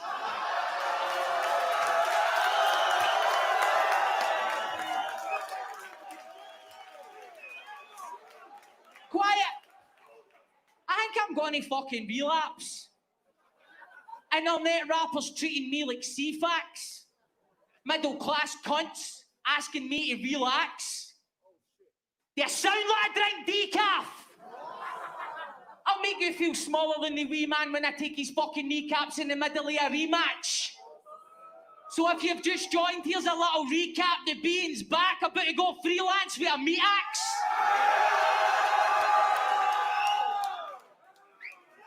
Snitches get stitches. Aye, we're all clear on that. Coincidentally, it's also what we all go into when we hear you rap.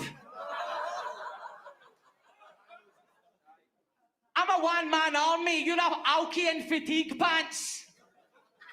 Mate, I've been top tier since the first time I spat. You're a year younger than me. You've not been top tier once.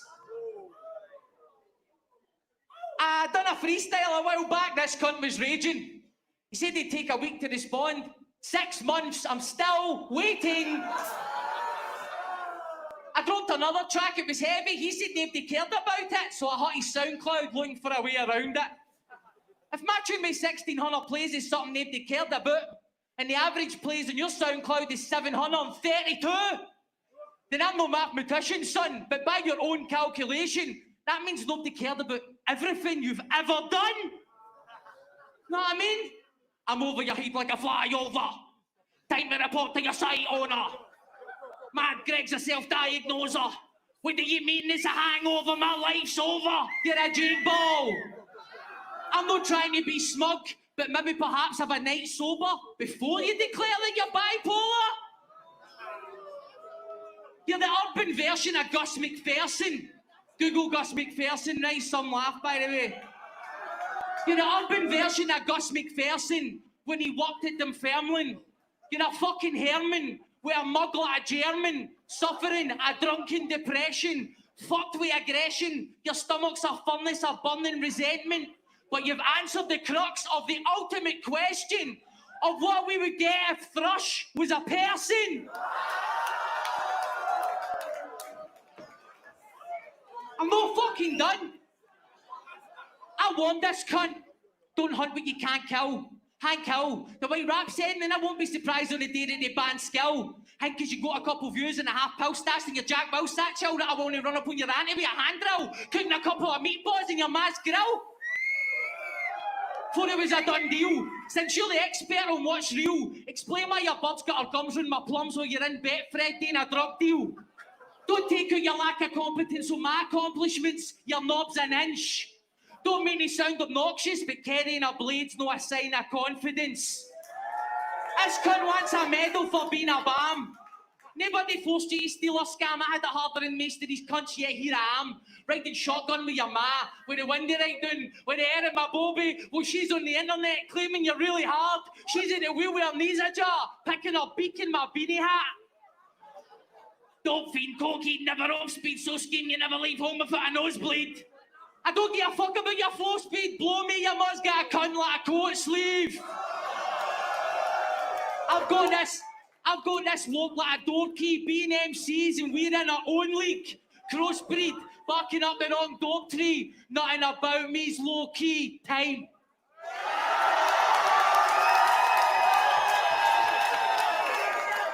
It's body me. I'm not even coming back for it. I'll tell you what. The boys just bodied me to death, right? I'm an honest cunt. I'll take the defeat. I'm not even gone 3 rounds. Here, there's my hand. That's over. You've done it. That's fair enough, right? Thanks for meeting me in the middle. That's all I'm like. Right, make some noise for that battle. We're going to go to the...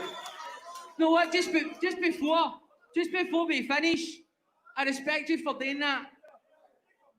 Right, okay, cool. Well, that's cool. We all understand then. So the reason that we decided to do this battle was because it's an important event, and I thought that it would be a good place to have the battle because all sorts of things could have get said, and I know that the goodwill and the spirit in here would have absorbed that shit so that we can actually all have fun, because that's what hip-hop's meant to be, an alternative to all this shit that we're all trying to get away from. And I'm just going to leave it at and go home in my wains. Peace. Okay. And he's out. Loki has left the building. I want to say a big shout out to Greg. His first battle went up against a fucking legend called Loki. Make some noise for that. And a American psychiatrist called it audio today. You call that video? There's no need to go to the judges for that one. We know how that was. Yeah, it was a unanimous decision, and yeah, shout outs to, I mean, Dan had another 3 rounds. It's a bit gutting for Dan to have wrote all that and practiced all that other stuff and then just to be cut short. But also shouts to Greg. I think Greg was smart enough to realise that he was not even He was close to old. the level.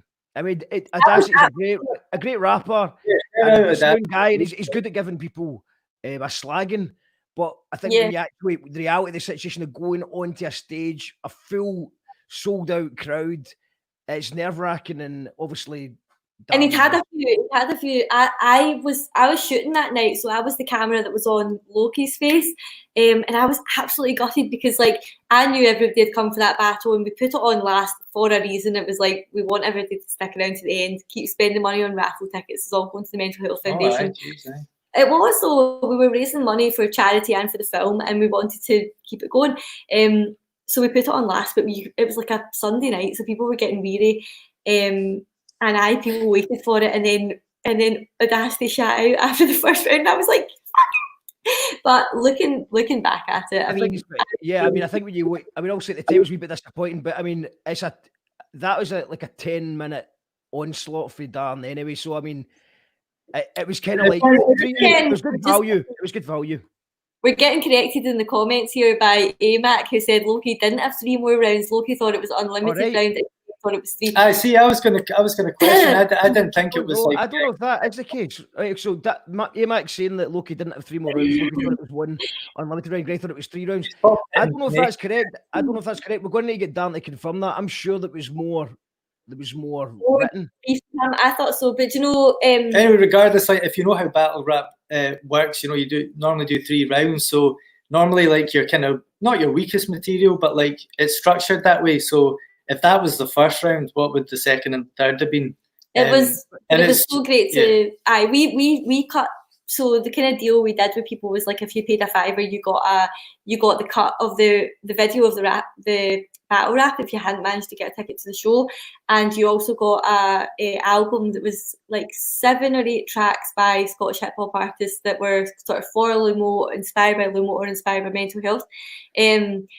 So Tim and I had to cut that battle rap alongside the show, and it had like 5 different cameras on it because somebody offered to film it for us. I had the camera for the documentary, Forest of Black, that helped with the doc, had the camera, and we had 1 fixed camera at the back. So Tim cut that really quickly between all those cameras, and I think he kind of captured it perfectly in terms of the reactions and the tension and the crowd just being like, whoa. It was more just there was one camera angle that was the only one you could go to. It wasn't really. I think Martin Windybank sent you an alternative angle as well, if I remember rightly. Because I think Martin was just taking photos. Yeah, I got. He was one of the cameras on it. He did get used. It didn't get used. Oh, it did. Sorry, I didn't know. I don't know. Yeah. I don't know him personally, but he got in touch with me and said, "I'd love to shoot this," and I think he was wanting a ticket to the show, to be honest, because it was sold out. So I was like, "I fuck it, come in, shoot it." We used his kind of mid camera at points. I just love I was very lucky to be the camera that was trained on Loki's face, and I was just getting so much like heat from that. It was like it was incredible to film and to be a part of. And yeah, I hope, like I saw John McMusters in the comments saying he hadn't seen that battle before there, which is kind of one of the reasons of including it as well. It was sort of exclusive at the time. If you were sort of involved in the doc and we were trying to kind of fund the doc, but I'd love to, maybe I should post it more publicly again because it's such a belter. I love watching it. So I'm actually confirming that I was on stage with the lads. Audacity was going to spit his 3 rounds in 1, but fluffed it. That's why Loki's was so long. I discussed it with both rappers beforehand. There you go. I'm educated. I didn't know that at all. I thought there was more. To get up there and do that, so like shouts to Greg. I don't think I love Greg. Greg actually donated 50 quid, I think, just to raffle tickets that night on entry. Bearing in mind none of the people that were appearing that night were getting paid because it was a fundraiser. Greg walked in the door, gave my mum 50 quid for raffle tickets, so fair play to the guy. Like, he's a sound guy. Fair play to Greg. He's an absolute legend as well, and I think it was quite big of him just to sort of put the hand out and admit, it takes a lot. It does take a lot, especially after all the hype. I mean, it was a year of hype. So big ups to them both. And it was all for a great cause and amazing stuff. Yeah, the two of them raised so much money for charity, and that is what it was all about. And Greg said that himself after. Pardon me again. Greg's amazing. Greg is a talented, funny guy. Like, I absolutely love having him on Facebook. It's just endlessly entertaining. But yeah, like they did that for Lumo. They kind of knew the outcome could go either way. There was definitely people shouting for the outcome going either way. And I sensed nerves on both sides that night. But I think, yeah, like Loki said, it was all in the spirit of the fundraiser, and we did raise a lot of money. We made the film, and yeah, be forever grateful to everybody. And Yeah. it squashed a beef as well, and I suppose that's what we're talking about earlier on about the. It might seem brutal, but it's better that people are battling with words than battling with weapons. Totally. Oh, like right, for I loved sure. that message, and it made me understand a lot more. Like, as I said, I used to kind of see words getting exchanged between guys in the hip hop scene, and I'm way oversensitive about that stuff. So I'd be like, oh my god, like, you know, upset that other people were kind of upset each other. And then I kind of realized that there's a stage there for people to kind of get a lot of that frustration and tension and everything that they've kind of gone through in their lives, because they have all gone through a lot of stuff in their lives. And I massively appreciate hip hop as an outlet to be able to deal with some of that stuff, rather than kind of the alternative, which is, you know, jail and drugs and all that kind of stuff. So it's a good outlet. Sorry, Tim, continue. No, I was just saying it's a good outlet. Good outlet. Good. It's a good outlet. It's a good outlet. That's all I'm saying. That's all he's saying. For John McMurray, the first time I've seen that battle, wow. And Audacity's a legend. It was great for both rappers to end that 6-year beef on such an amazing night. Absolutely. Yeah. I was there. It just felt like it was history in the making. Every time I see Hannah and Tim online live together, they always have matching online outfits. live. I think he means live. You online live together, matching outfits. This is a floral top. Actually, it does look kind of iron blue, doesn't it? This is a slow tie t-shirt. There's a CBD strain called Iron Glue. I learned that today. Shout out to Tommy Slack, who's got his own strain of CBD called the Flying Scotsman, named after him for Germany. And then I seen someone else has a Scottish strain called Iron Glue. Sponsor us. Aye, send it over. We've got skins and we're missing the other bits. So is there any final thoughts just to wrap things up? I thought we'd maybe end with a Lumo track and just I think it'd be a good way to end it. You're just for anyone maybe missed the beginning, what is coming out on Monday? My new documentary, That Joke Isn't Funny Anymore. It's about my aunt and uncle, our aunt and uncle. Tim did some editing on it as well. It's out on the BBC on Monday at 11:45 p.m. BBC Scotland. So please try and catch it or set your tapes, because the more viewers that we get live, the better. And please, if you love the story or love my aunt and uncle, please pass on your comments, because I send them all to them, and it really sort of enriches them. So yeah. Oh, there's the poster. Been around the world and back again, and now it's back in Scotland. We actually haven't screened it anywhere in Ireland yet, so we're hoping to do that soon, because it is, of course, filmed and set in Ireland. But yeah, super happy. It's part of the BBC Scotland Next Big Thing strand, which is sort of try to show new filmmakers on TV. So very happy to be chosen, and hope people enjoy it. Nice one. And Tim, you've obviously got your T-shirts out tomorrow. Yeah, I've been hoodwinked into starting a sweatshop. So I will design a T-shirt and I buy all the T-shirts. Other music videos coming soon as we can get out and do that. So I check out Subs, check out King Meraki, check out Mac. And also Mega sent me some snippets from his upcoming album. It's not even out yet, but it's sounding amazing. So I check all that stuff out. Brilliant stuff. Well, thank you. It's always a pleasure to speak to you both. And Jimmy. If we're going to do a pub quiz, I'll give you a shout again. I don't know if we're banned from pub quizzes. Let's do it. I don't know if anyone will come up to the next one after last time. Doesn't matter. We'll be there. We'll be there. Stay tuned for You Call That Radio viewers. I think we're going to do we've got a wee surprise lined up over the weekend. But officially, I can say, Nick, we're back on Tuesday for Jiminy Jethwa. We've got Tom Urie on Wednesday. We've got Pete Bentham Thursday. We've got Felix and Jen on Friday. And look out for a wee surprise over the weekend. Thank you so much to everyone who's supporting the show at patreon.com/You Call That Radio.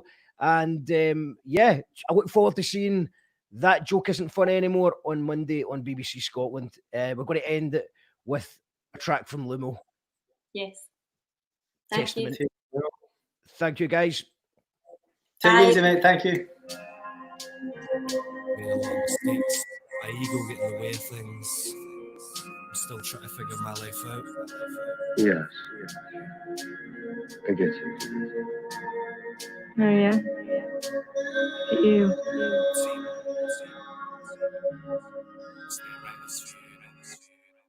Goodbye. Maybe I'm too young to die. Maybe I should reconsider paths that I abided by.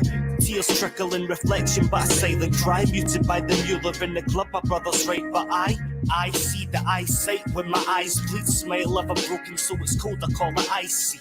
It might be just a message of a lasting essence. Fighters in a ring of life and Tyson boxing for a presence. I'm sorry for the jealousy inflicted. I love you, but I'll let you go despite all my addictions. But your attention is the root to my success. Just imagine all the stress all in my mind.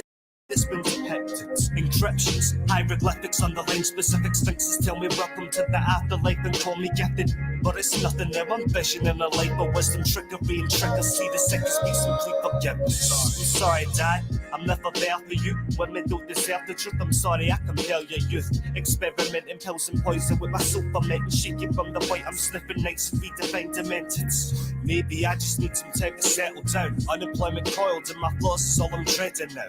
Her petals drown, I see my rose floating dark puddles. Mother is a mother, she connotes, I let her son suffer. This is my last supper.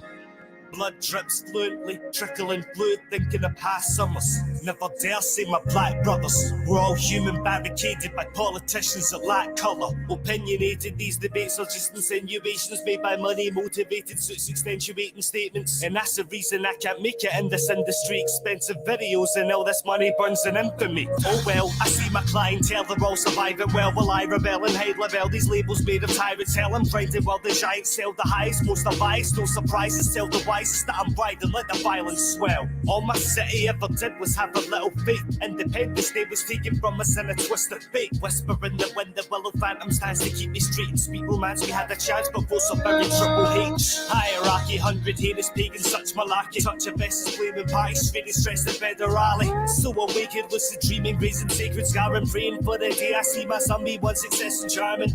I am so amazed at place up in the bargain. People starving, loading up in heroin for selling garments. I embark in larger quests to test the human parts and dominate. No competition, rappers crumble in my target, sweet departures. They won't ever let their guard down. Half of them depressed from drinking vodka in some large amounts. All these bottles don't mean anything. The barred rounds, part of bar mirages, charges some in dark clouds. I'm sorry for depression. I'm sorry, Mac, for never holding back, increasing pressure. I know I need you as a friend and brother. I resent it. Everything I did for us, and then I went and left it. I'm sorry, subs. I know we're all in this together. Hoping I could be so clever. You are still with me forever. I'm sorry, Danny. Wishing I could sit and listen, taking information on your wisdom. Free me from my prison. I'm sorry, Jackie. All the jealousy, I love you as a friend, I'll keep it strong for all eternity. I'm sorry, Mickey, for the times I wasn't working. I was trying to get my life back before I pulled the curtain. I'm sorry, Sammy, social awkwardness. Proud Farhad and I beat Dan and Dre. Chinga 8 Sky, Johnny Ransom talking all of us. Please, Mitchell, make no mistake, we make accomplishments. ABLC, rappers and anonymous. I'm taking every one of my team, they're all astonishing. I'm sorry for your time in me invested. I pray you all forgive me as I write my final testament.